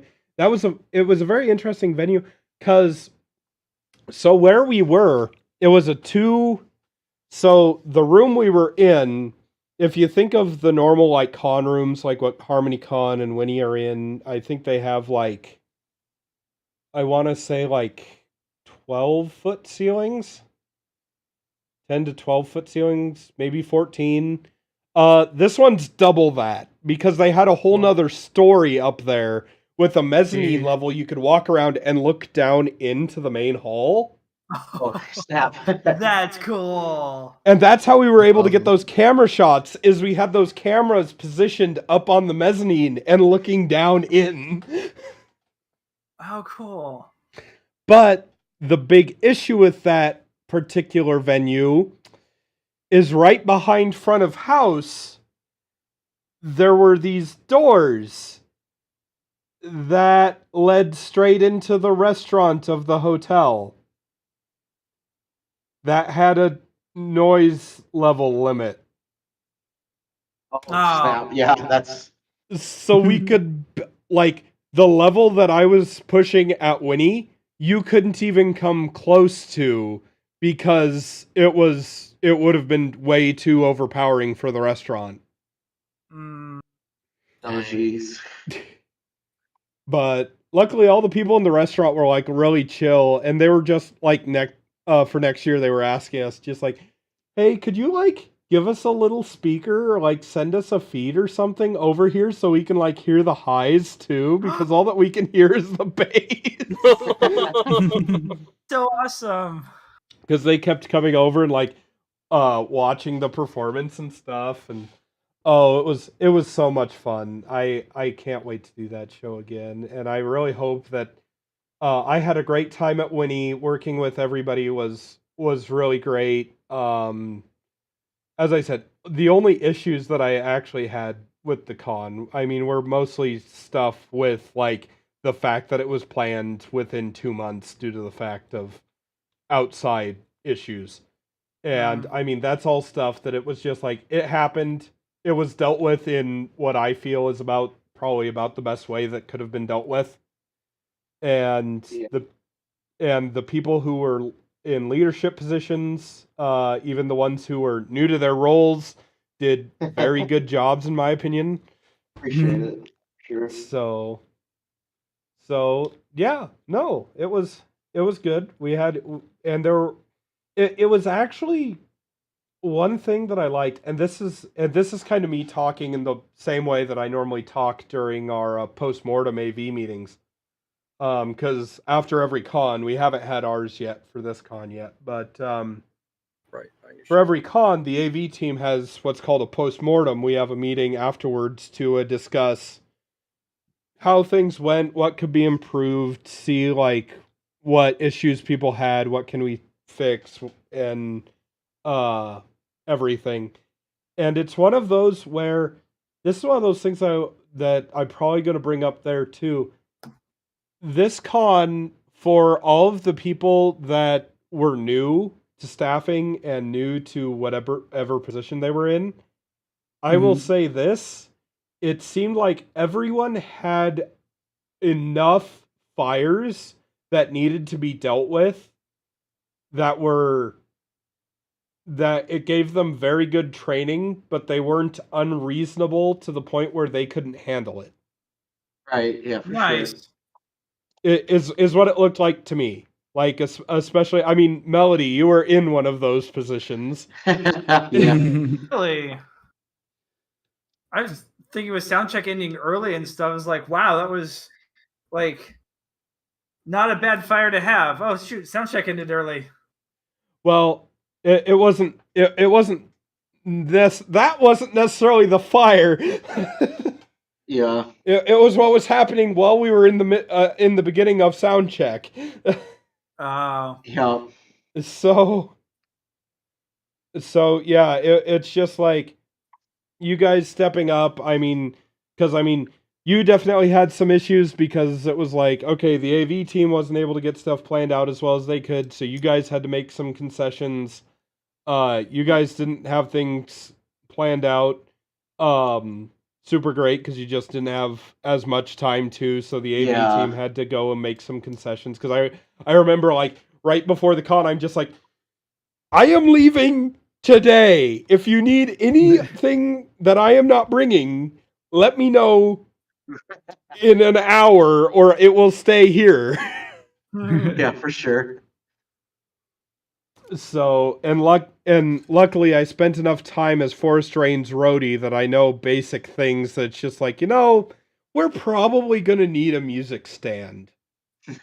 That came in clutch for sure, yeah. I wasn't thinking I was thinking I was going like, should I go and bring both of my guitar stands or will my 3 guitar one be enough? And I was just like, I'll bring both just to be safe, just in case somebody brings a second acoustic or whatever. And sure enough, we used all of them, probably us a couple more if we would have had them. Right. Definitely, yeah, for sure. So yeah, it was great. And also I'm glad to see the return of the Luna guitar case becoming a DJ table. So that's awesome. Yeah, you mean the one that was used for the cosplay contest? Yeah. Yeah, it was pretty clever. So fun fact, that isn't the first time that's happened. Oh. So at Ciderfest 2019, I believe it was. It was either 2018 or 2019. They needed a DJ table or they needed a table for the Renegade stage. They couldn't get a table. And so for the entire con, I just took out my guitar, my tuner, the strap, the stuff that I need out of the case, and they just had that sitting on 2 of the hotel room, it was the tray, like when you go to a restaurant, they have like the little thing that they put out with the straps and then set the tray on for the food. Right. They had 2 of those holding the table or holding the guitar case up for the DJs all weekend long. A little sketch, but it works. It was pretty stable. I mean, honestly, I would have felt perfectly safe putting all of Melody's gear on it for your set. I would have felt safe putting Melody's gear on it too. Not mine. I'm kidding. I will say during a few of the DJ sets though, when people were up jumping around a lot, and also with the it was during the voice actor script reading panel, when they had AC Racebest act out one of the scenes. Oh boy. And he was running around, jumping around on stage, and I'm sitting there watching the 2 truss towers that are sitting on the stage wiggling back and forth. And I kind of go Oh, and yeah. turn to Coach and I go, after this panel, let's double up the amount of sandbags on here. And so we ended up doubling those up, and I'm just like, I think most of the movement's actually from just the stage pieces itself moving. Yeah, I mean, they had base plates. I think they would have been fine. But I mean, also like more sandbags isn't bad. I was Yeah. gonna say Never. it's good, Yeah. but For sure. no, it was absolutely great. I had a great time and everything. One sad thing though, so before HarmonyCon, I cleared off my external SSD so that I could have that as backup for doing multi-tracks if I needed. Like if I was Right. going to do multi-tracks to my laptop in case my main desktop died because I brought my desktop down to Harmony. Well, I had forgotten that I had cleared that hard drive out, and when I got to Winnie City, I was just like, "Oh darn, I can't do multi-track because my drive's full and I don't have any place to dump it to now." And so I ended up not being able to get a multi-track of the entire weekend, and I was sad. We did get the Aw. two-track. Coach did get the two-track recording, but There's that. Yeah. yeah. So I mean, for most of the acts, that's really all that you need. Right. Plus, we got I all the think stream records. I think I recorded mine on my laptop, so I think I'm alright. One Yeah, benefit of mine. yeah. That is one benefit of that. Yeah. But yeah, no, I couldn't have been. It's one of those where now I can say it because it's after. Well, basically all the con business has been wrapped up for this con, but I couldn't have been happier with honestly how all of this really went in the end. Oh yeah. It was really smooth, considering. Yeah, Yeah. it was. Also, by the way, Evershade, yes, Mhm. I did buy one of your stickers, and Yeah. I have yet to put it on my guitar case What are you waiting for? for me to unpack my guitar case. I got home on last Wednesday night, found my roommate who was asleep at the time, pounded his door down, and then we pulled everything from my pickup in, threw it in my living room, and then there it has sat for a week. Oh, I know I that mean, feeling. I do that. my suitcase is still unpacked. Unpacked. It's still sitting in my room. Just festering. Cuts not over until your suitcase is unpacked. Welcome to day 12, everyone. Yeah. Oh, if that's the case, then BronyCon went on for a very long time. Yeah. Heck yeah, they survived the pandemic. Pretty much.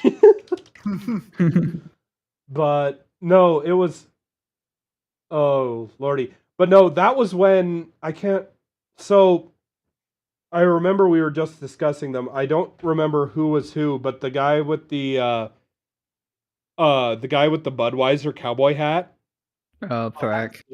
Thrak. I think you had left the musicians table for something, and you had set Thrak down. It's just like, just sit behind it and sell stuff or whatever. And Thrak was just like, "Oh, well, I don't really know what to do." And like, where do I put things? And you were just like, "Bye." And I was right there, and like right as soon as you got out of eyesight, I was just like, "I'm buying a sticker just so you have to make a transaction." Oh my gosh. Right, that'd actually be not a bad marketing technique. Hey, everyone, go buy something from this guy so he actually has to like make transactions. It's like Not training. forget, yo. Oh Lord. Before I forget, it's a quick side story that I did find funny. This is the second time this happened at Cider Fest as well. Where so on the way there, and I was reminded of this because I see the Sleepy Bean picture posted earlier. But I was like, on the way there was with Luck, and we get there. And I'm like, "Hey, Luck. So why does Winnie City need a fourth mascot? It's like we already have like the three. Why not a fourth?" And I was like skeptical of it. And now, like, flash forward to me after the con, and I have a Sleepy Bean pillow on my bed now because of it. It's really adorable. I'm gonna be honest. I mean, they kind of almost have 5 now. Fine. Well, But yeah, I 'cause- think they have an online one too, right? yeah, Oh. because Fizzy Glitch kind of goes between the two. Yeah. Oh, really? Yeah. If just because Fizzy Glitch is the bot for the server. Okay. Okay. But that is great. And I will say that cosplayer of Sleepy Bean at opening and closing, that was hilarious. Just like, Oh, Yeah. you get beans. You get beans. the Michelle getting beamed in the face was slapstick comedy at it was peak slapstick comedy. It was so perfect. Just love the acting like a pet at Charlie's feet there. Oh, sorry, Yeah. Shelly. I don't know why I said Michelle. Yeah, that was really cute. I think Sleepy Bean might be my new favorite mascot. It'll be a challenge between Fizzy and Sleepy. He's cute too. I'm sorry. I have to represent my fam with Love Field. Mm. Oh yeah, that's the new HarmonyCon, unofficial HarmonyCon mascot. Yes, the unofficial HarmonyCon Kieran mascot, Love Field. Yes. That one's cute. Kieran mascots are just cute though. They are. But I couldn't believe they were selling those pillows for $10. I mean, they probably weren't much to make. Yeah, I mean, it's just printed fabric, and they were stuffing them themselves down in the game room, like day 0. yeah, I saw that. And I see at the bottom that, yeah, the zipper's just exposed, so you could just open it up and put your own, like, trinkets and stuff inside. And I'm just like, oh, I love it. I can hide my money or drugs in here. Yes, money. Yeah. Ooh, I could stick a microphone in here, and then you just sing into that while you're on stage. Oh, Just sing into the pillow. Oh, you I- sound you know so what? muffled. I mean, so they didn't leave like a pouch open or anything, did they? In the pillow, it's sealed. No, it's sealed. Yeah. No, it's okay. not. That'd be- It's just got a zipper on the end. Mine is sealed. Oh. So, If you look closely, you will find along the seam there is oh a zipper. no, it probably, no, but it won't work because I'm also streaming. But, no, if you look on stream, no, it just has a zipper right here, and you can open it up to the stuffing and stuff on the inside. What? Huh. Yeah, and I'll if have you to- look at the Sleepy Bean, it'll be up at the top of the butt, basically. I'll have to look into mine again. You know what? I kind of Literally. regret. I kind of regret. Kind of regret not getting one, and I probably will next time because that's the other thing I gotta imagine too is it's possible that they were aiming just to get the mascot out more than make a profit off of that particular pillow, and they're just kind of like, I'm sure. yeah, we just make a couple Yeah. dollars and we're good. Because I'm sitting here like, I wouldn't have had an issue paying $15 a piece for these. Like, Don't tell Charlie that. I am And the glad to price of tell pillows is Charlie that going because I'm the vendor. Also, more AV budget means more cool things that you guys get to play with on stage. Yeah. Oh yeah. I just couldn't resist because like Deep Dish was cute in a superhero outfit, so I'm like, I need this pillow. I was sitting here like her just nomming on a piece of pizzas, just like, oh. But because one of my roommates at the hotel actually got one of these, and I was just like, that is so adorable. I have to get one. And then I also got I also got a mustard mark because I was just like, "Aw." Yeah. If they ever actually get a Sleepy Bean plushie, I will need one of those. Oh my Oh gosh. yeah, I might have to I at have that point. heard some of the what they had the prototype of it, but the actual production would be so much that it's not worth doing yet. So they might do it if they also get some want for I think it's Fizzy Glitch to Oh just my make god, it I a would love a purchase fizzy of glitch. 2 set lots all at once. I would love a fizzy glitch. Plush. Yeah. Fun fact: Winnie City is the one Charlie Con that I do not have any of the plushies for. Because I have Cider Fests and I have MLP MSPs, but I do not have any of the Winnie City ones. I just got Mustard Mark there because Mustard Mark was so cute. I'm gonna look at my pillows. You got me curious. You get some pillows. Apparently, it's peer pressure here. But also, I need to start making. I need to make something to extend off the front of the console or something, so that I can put even more plushies in front of my console. I was starting to run out of space. You just need to basically make a wood frame that you just put under it, and it basically makes a hood up top, and you start stacking them like a foot or so above the console. Well, the issue is if I do that, then I can't see the stage.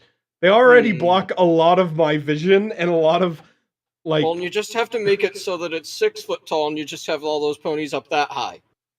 Also, the other thing is when I'm doing room tuning, I have to leave the console because the plushies block enough of the sound that it actually changes things. These, there's pros and cons, but I would say that the pros outweigh the cons for sure. I do love the plushie. Go ahead. I mean, we try to be the pros at the cons. Hey. I do love the plushies on the trusses, though. That's pretty cute. I wish I gotten some pictures of that. I forgot to. Well, come to HarmonyCon. I'm sure there will be more. I think that's where I got my first pictures of them. Was either HarmonyCon or Ciderfest, but I want to say it was HarmonyCon. It was definitely probably not Ciderfest because I don't think the crew there does that. Okay, so it was HarmonyCon then. Because I think the only people that do that, I think, are Broken Skies and Blazing Current. So yeah. But, no. Oh, was that? No, that was Anthro Expo. They had a little dragon up there, and they had a little battery-powered pixel light that they put under him, and so it gave a nice red, ominous glow. Cool. And it wasn't even controlled or anything. But I have returned with my pillows. So let's look for this. Oh, there is a zipper. You're right. Whoa. So if you get yourself some fiberfill, you can actually make it a little more filled. Nice. Or if you need to wash it, you can pull all the filling out and wash it, and then stuff it all back in. Yeah, that's nice. You can makes it a lot easier. Wow. Plus $10 too. That's wow. Yeah. I mean, plus the other thing, one of the biggest things that go bad with pillows is the stuffing inside falls flat. This lets you replace the stuffing. Yeah. About my only slight complaint with them is they aren't standard shape. Gotcha. Funny enough, I kind of like the shape of them. It works well if I want to hug it or something. I mean, true. It's surely from the thing of if I wanted to get like a actual smaller pillow to stuff inside of it. Yeah. But yeah, no, the shapes are kind of nice because they do like tuck into like your neck or into like if you were on a plane, Yeah. this deep dish pillow would be wonderful. But Yeah, these would make great on the plane pillows. plus you get asked all sort of questions. I want to bring this now whenever I'm on a plane. I mean, I wear pony shirts on when I fly because it's a good attention getter if anyone happens to be looking at your shirt. You brought a ducky onto a plane. Oh, I Yeah, did that bro, too. nothing can pass that. Like if that doesn't phase you, then like you're good to go. Wait, Circuit or CMC, should we bring up Circuit's story of the 12-foot tall Twilight? Oh!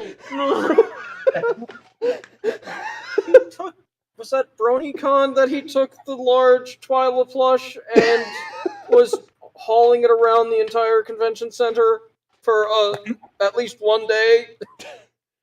Well, I think the next day he deliberately left it in the room. Yeah, Monster Twy, as Toa puts it. I was gonna say Circuit sometimes watches. I'm honestly wondering. Circuit's listed in the channel right now, so he might be listening in. Oh, Circuit, are you there? Because I was gonna say so. Circuit, for those of you that don't know, is our network head. But yeah, that was the one that he got a plane ticket for instead of going into storage. Wow. Plane ticket? You got a plane ticket for what? For giant a gigantic Twilight plush. Oh my gosh, that is epic. Nice. Respect. I wish. Is there a picture of it somewhere? Ooh, I'm sure there is. Hold on. So if the Twilight had its own ticket, how did? what Dear. Yeah. Go check the Brony Show server, Winchester. I just it's under all that stuff. So this is what Circuit just sent. So the Twilight is under all of this with a laptop for scale.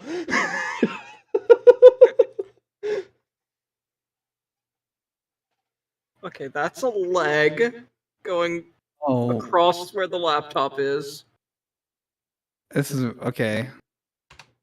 I think its head's up, twisted away, so The you can see a Twilight. bit of the hair the there. Twilight underneath all of it. Oh my Why are they at the bottom? The Twilight's the thing right underneath the shirt. Yes. Yes. Twilight's head is under the shirt. Did he take a picture after he put it on the plane? I don't know. This is just the one that he sent. Maybe, but let him dig through folders if he's gonna find it.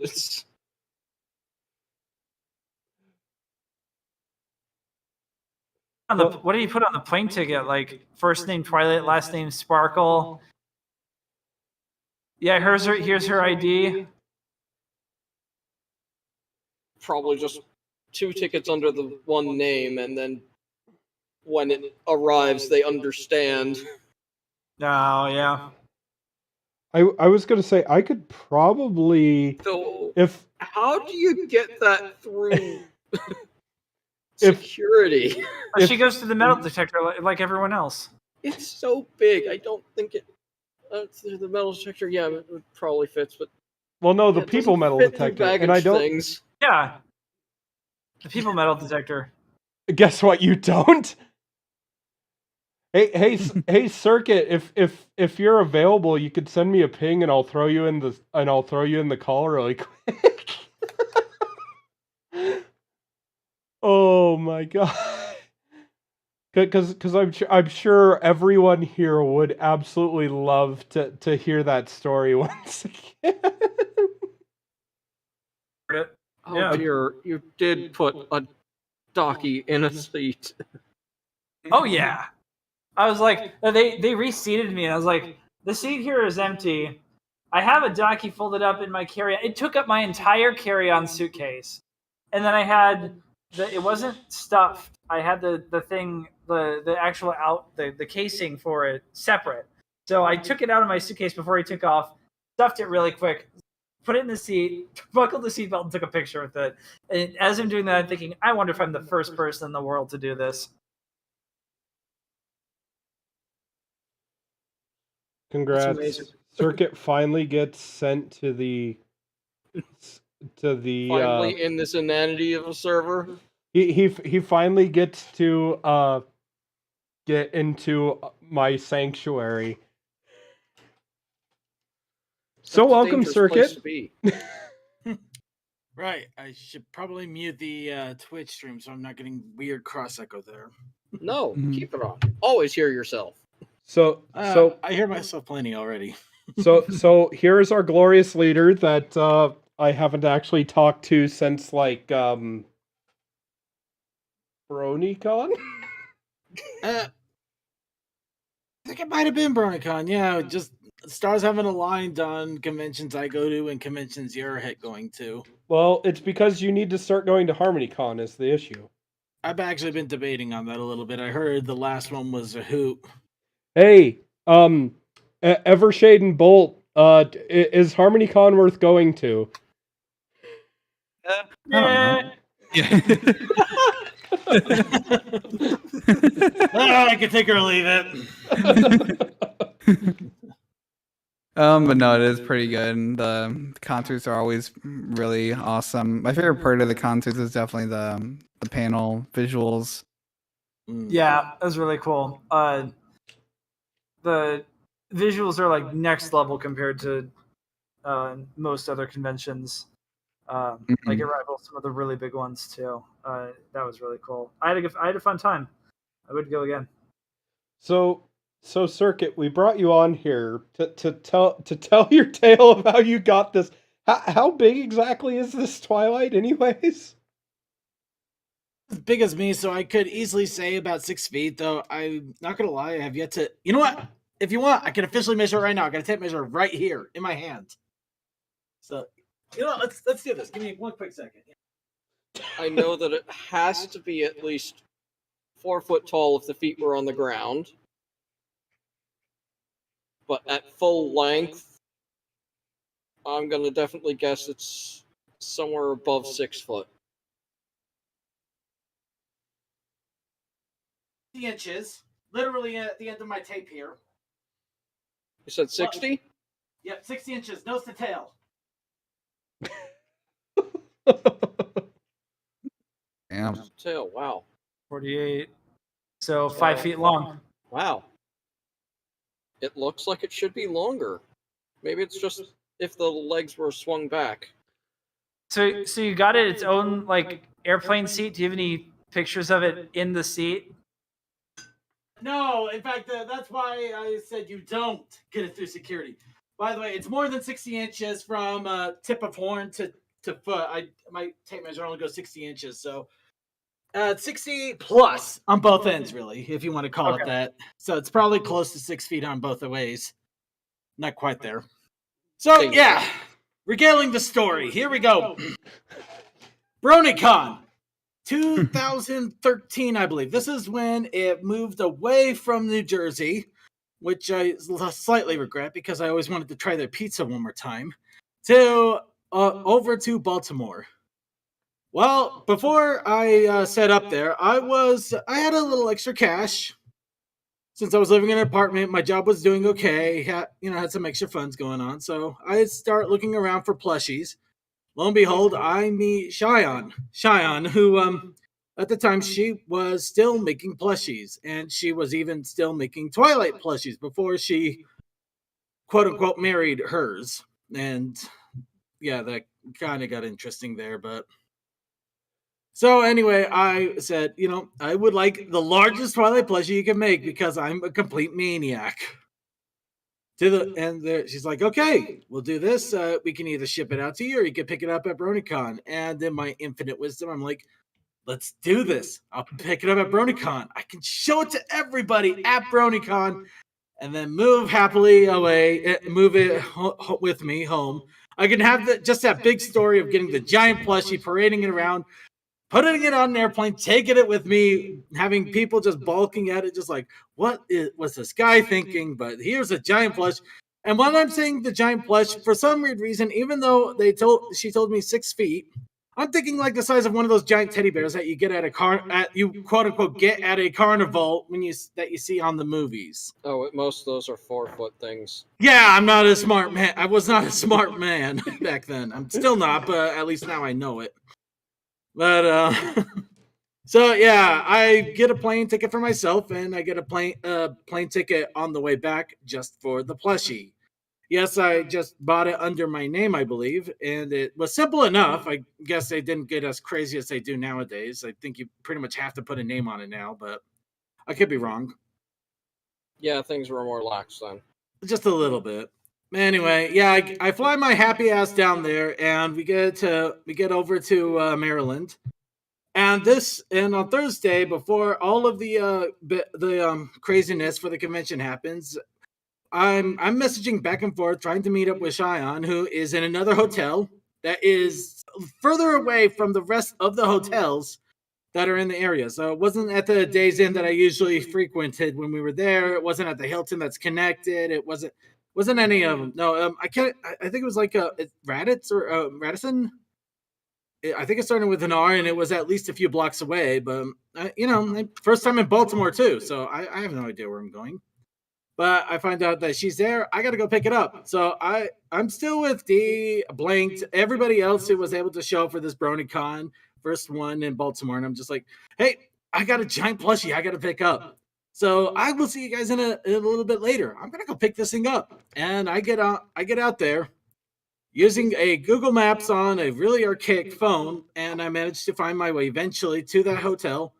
Say hi, oh, I see you're busy. Don't worry, we're just going to do a quick thing. Yeah, here's your plushie. Oh, dear God. Okay, let's go ahead. Pick this thing up. I have this lopped over my shoulder like I'm carrying a downed, wounded pony soldier of some sort. It's just looming over my head, and I just start deciding, okay, I got to get this thing back to the hotel, but I got to use both hands to carry this thing. So phone is out of business. Phone is out of the question. No worries. It was a quick couple of blocks. I mean, it was pretty straightforward when I used my phone. I can do this without the phone. Oh. I cannot. I spend the next 25 to 30 minutes wandering the Baltimore area until I finally recognize the convention center and finally slowly make my way back to the hotel room, where I throw this thing on the bed, throw myself on the bed with it, and start to sleep. And then pictures are taken. I have no idea what happened to these pictures. I'm probably happy that they're gone forever, but they're probably really not, but I don't know. But yeah. Got it. Blank probably has them. Actually, I think it was D. I could be wrong, though. So how exactly did you get it onto the plane and back home? Yes, no, that's the fun part. Yeah, a few days I goof around with it. I do take it out to the convention hall a couple of times, but I usually leave it in the back because lugging a 50-pound, 6-foot plushie is fun for a while. You don't want to do it all day. You don't. I have mad respect for fursuiters, I'll tell you that much. But finally, it comes time to go home to the hotel, and not the hotel, sorry, to the airport. Managed to cram the thing into a taxi along with all of our luggage and everything, and we all get to the airport. And I start to do the process of going through security. I don't get very far when they stop me and just like, yeah, we can't have you on there. So it's like, oh, I got a plane ticket for it though. I know it's a big thing. So, and I didn't think you would go to check luggage because I also didn't fly too much at the time. I didn't know the concept of what check luggage was. Imagine my surprise later. But I'm just like, I bought the ticket. Can I carry it on? Is there anything I can do? No, we can't do it. Why? We can't fit it through the X-rays. Sure. I mean, yeah, they have you stand in a tube that swirls around you, but you can't throw a plushie in there and check for. Okay, so apparently that was the straw. So yeah, I'm in trouble there. So I go back to the help desk for Delta. And I'm just like, yeah, I bought an extra plane ticket for this thing. It's like, they're like, yeah, I can imagine you would. I doubt you would put that as your carry-on. You can't shove that thing under the chair, can you? Like, I can't even shove my own feet under the chair. What makes you think I'm getting, anyway? So yeah, we talk a little bit, and they're just like, well, you're gonna have to put it as off luggage and stuff. I'm like, okay, but I don't want to throw it in like it is. It's got limbs and everything. It's flailing out. I don't want it to get damaged. This cost me a lot of money. This was a labor of love from somebody who's never going to do this again. I don't want to, it's TSA. I'm scared for reasons that are valid. So they're like, okay, here's what we do. They talk to the janitor. They get 2 giant garbage bags. And we end up shoving Twilight into these garbage bags and then wrapping her up in tape. Lots and lots of tape. She basically looked like a plastic wrapped mummy of some sort. Disturbing. Very disturbing. And she manages to go through the checked luggage. They throw on the conveyor belt. I take my final looks thinking, oh God, she's probably going to get jettisoned out of the airplane because why not? I'm just going to be flying over there. We're just like, oh, look, we're almost Utah. No, Twilight! Just as you're flying over Nebraska, it lands in my front yard. It probably could have. Who knows? That would have been a story for somebody else, but no problems. We get home. I quickly get over to the baggage claim, wait for it. It eventually shows up. It's wrapped in not only the same mummy tape that we wrapped it in, but now there's TSA tapes wrapped around it. So TSA molested Twilight. Oh, God. They molested her, checking her for drugs. So Twilight is apparently a drug mule. Sorry, everybody. I hate to break it to you this way. Hopefully they didn't open her up or anything. They just opened up the tape. No, they just probably opened up parts of the baggage and just looked around. So there wasn't really anything exposed or opened up. But it's a joke I make forever. And for the last couple of years after that, I kept finding TSA tags in my luggage. So I have wondered if they thought I wondered if I was on a list for a while there. What's the so did they give you a refund for the plane ticket? They did. I actually called up Delta just after we finally got her onto the check luggage when we knew there was no way. And she was pretty much on her way to be in the belly of the plane. Just like, yeah, I bought this extra plane ticket. I bought it for a plushie. Is there any way I can get a refund? She's like, oh, yeah, sure. We'll give you a refund. Yeah, good luck ever having that happen again. With Southwest, you'll probably get that, but unfortunately now I got to do a bounce between Southwest and Delta when it comes to flights nowadays. Yeah, I mean Delta. Delta's kind of got my respect a little bit on this one, so I flew with them for quite a while. But now the prices are getting stupid. But Southwest apparently between Salt Lake and Washington for Southwest, it's a nightmare. That's one issue with HarmonyCon with Southwest is we are right next to DFW Airport. Like literally, you walk out and you're watching like planes take off in front of you, close. Unfortunately, Southwest only flies to Love Field. So I mean, it's not that much farther. I mean, you can still get or like Uber rides and stuff I've heard are fairly cheap, but yeah.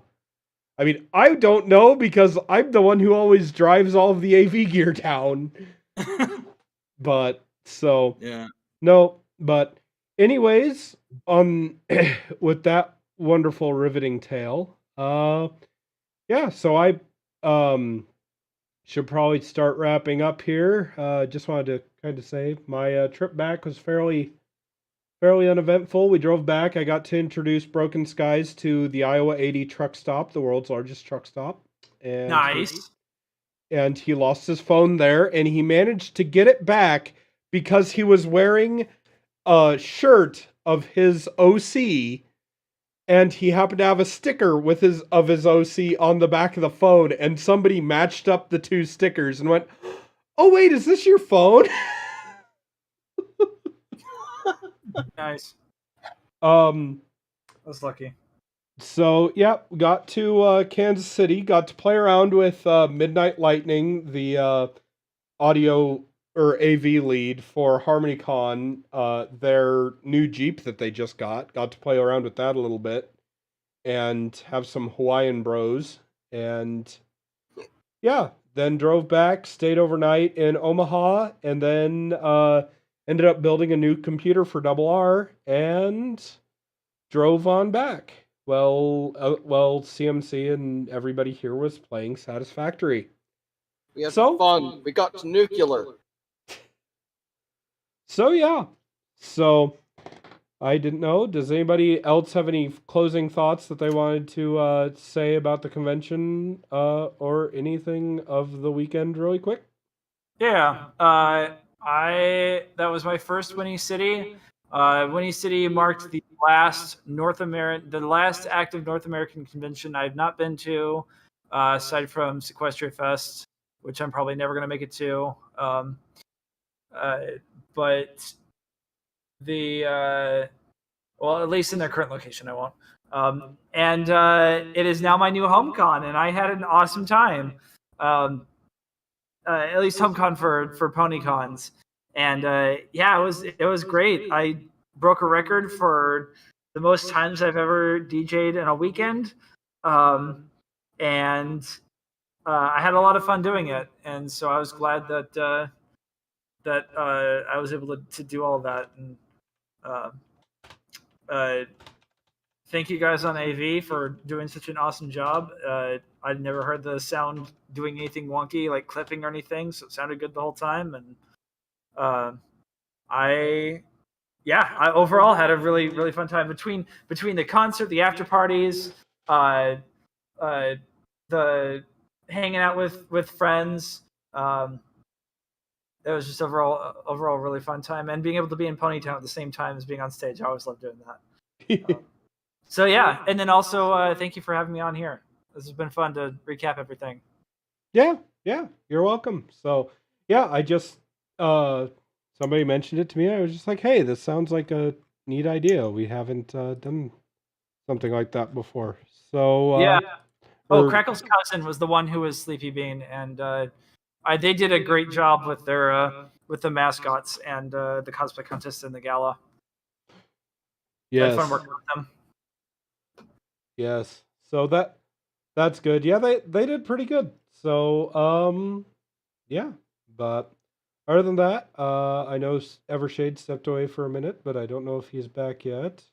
If he is, he's not unmuting his mic, so I'll take that as a no. But since Circuit wasn't actually at the con, CMC, any final con wrap-up notes? Panel rooms are fun.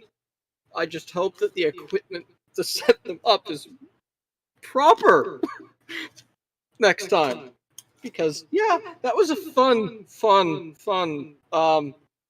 I'm pretty sure we Frankensteined to make things work. But it ended up working. For the most part. And lots of fun was had, and my team got second place in the trivia panel, and now I have a Build-A-Bear Rainbow Dash that I need to learn how to actually sew. Because Mom will make me learn to sew that.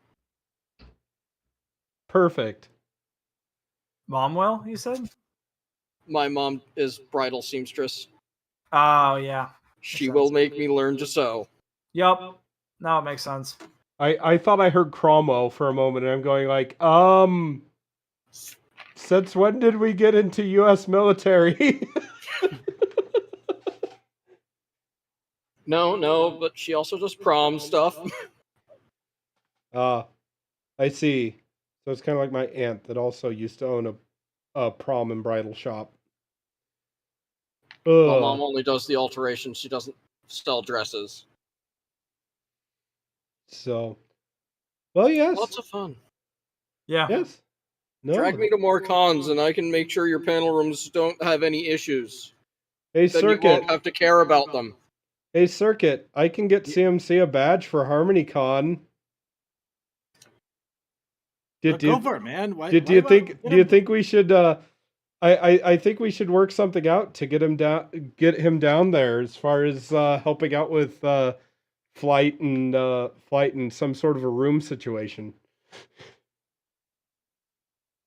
Tell you what, hit me up in a few months after all of the other cons I have stationed up finish out.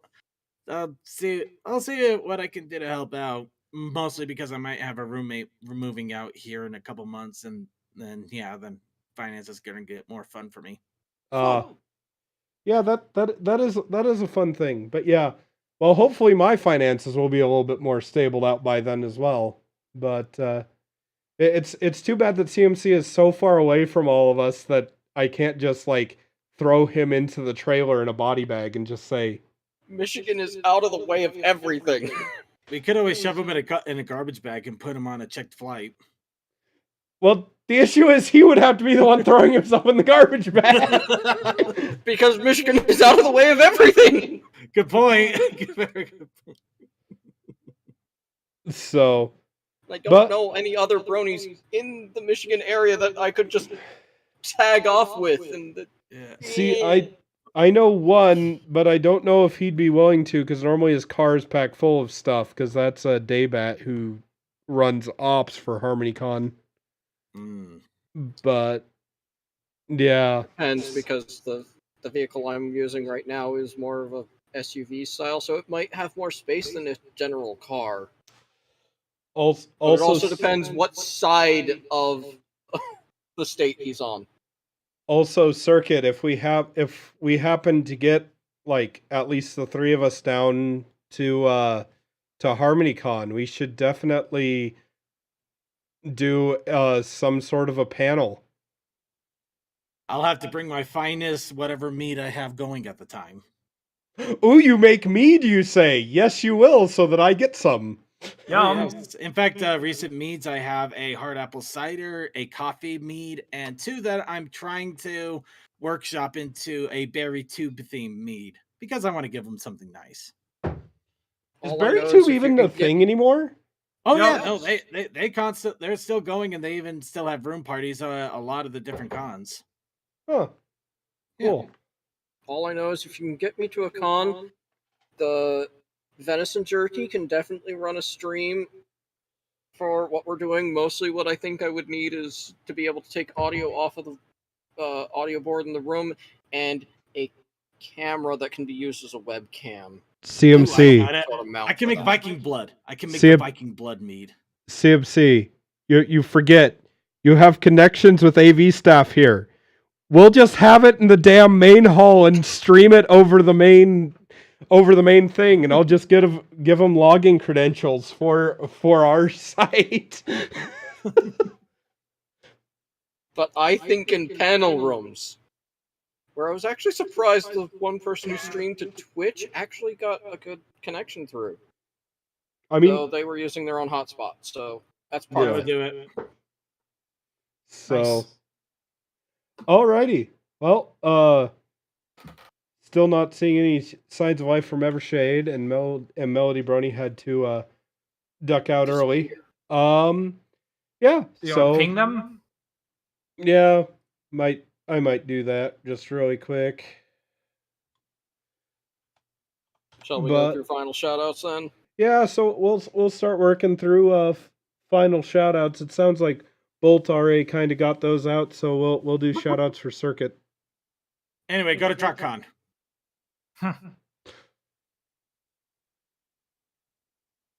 They laid all of those little things out at Dead Dog. Just saying anyway. That's all.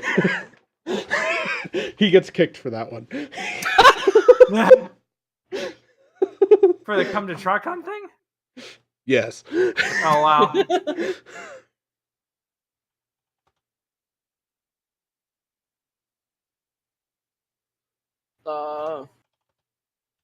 And did we want to give any information about how all of these various musicians can actually be found? Oh yeah, that would probably be a good thing. Good. Go look on Twitter. Yeah, I'm on Twitter at SuperPonyBolt. You can find me on Mixcloud, YouTube as Bolt the Super Pony. I'm also on SoundCloud, and I just got on there recently to post for like the first time in years because I made a meme for the Ponies at Dawn Zenith stream. You can also find me roaming around Ponytown events. I usually do Ponies at Dawn after party streams and stuff, and you can catch me next time at TrotCon. I'm going to be a surprise performer there, so I'm looking forward to that. A surprise performer there. You heard just here, or you heard just. I was not on the original lineup, and they brought me on, and I just got announced today, actually. I think about 9 hours ago. Sweet. So yeah, I'm really excited for that. Alrighty. Well, yeah. So you can find Bolt there. I know Forever Free Brony. You can find literally everywhere. Go to YouTube, Forever Free Brony, Twitter. I mean, yeah. Also, Melody Brony. I know that you can find. I know that Melody Brony is Melody Brony on YouTube. So far I've been able to find everyone by just searching their names on YouTube pretty easily. But oh,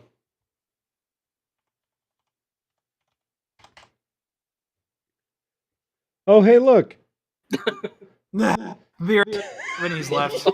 Be right back again. Okay. Another layer of leaving. Also, you can find Evershade on Twitter as well. Evershade with 2 E's at the end because Evershade is taken. Evershade. Evershade. So here you can. So here, since this is working, so here's where you can find Evershade on Twitter. And then if you need to find Bolt, here's where you can find Bolt on Twitter. Unfortunately, Melodies didn't just show up nice and easily next.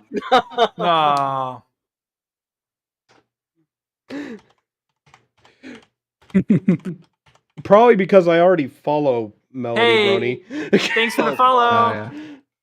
Oh yeah. I saw that on the stream. Thank you for the. So yeah, and yeah, and also I know that Everfree isn't going to show up because I already do. You probably followed Everfree long ago. Yes. Mm-hmm. I mean, who doesn't? He's pretty awesome. And there's. I don't Twitter, so I don't. Oh, fair. No, I'm I bad thought at you did social have a media. Twitter. What? I thought you did have a Twitter. I have a Twitter, but I don't use it. Well, maybe you should use it Good more. choice. I'm kidding. So, anyways, thank y'all for showing up. Evershade, do you have any final shout-outs? Shout outs? I guess just shout out to again the AV team there for making an amazing show. Also like shout out to everyone like that just hung out during like the after parties just during the con as well, to make it really fun. One thing I forgot to say though is a reason Winnie City is probably one of my favorites I've been to yet. In comparison to like HarmonyCon, those two are like my top two besides BronyCon. HarmonyCon I really liked for the shenanigans that went on throughout the whole thing. But Winnie City was really nice because everything just felt really, I don't know how to describe it. It wasn't chill, but it wasn't like chaotic either. It was just a very nice level of mellow and like, I don't know, it just felt really good, happy during it. Sweet. Well, yes. So, anyways, CMC, have you done your shout-outs yet? Fires, explosions, Foster Fencer, Ricky, Eloy, Roan, I don't know. Just summon a demon?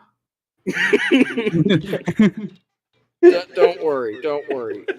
It's probably just Thoth from Rift Ponies, but we'll just all get all of his sicknesses. Why are my lights flickering? It's because the AV team is haunting your electrical panel. Yeah. We started DMX controlling all of your lights. Yeah. Congratulations. But yeah, shout outs to all the folks that did panels and all artists that were there that doing the vending, because they had a lot of fun stuff, and a lot of them hopped into some of these panels. That's why I've got these little post-its from Neverland, because the little one that looks like a weird deer, they had stuck on a microphone stand during the panel and left it. The others I found around the con space. Oh, boy. It Well, was all beautiful. Well, anyways, it was great. It was great having you all on tonight. I'm glad that we got to hang out again. Hope to see you at the next con that I'm at. Hopefully it will be Cider. But yeah, hopefully it'll be Cider. I'll definitely be at Harmony. So yeah. So without further ado, I guess it's time for Hello. Goodbye.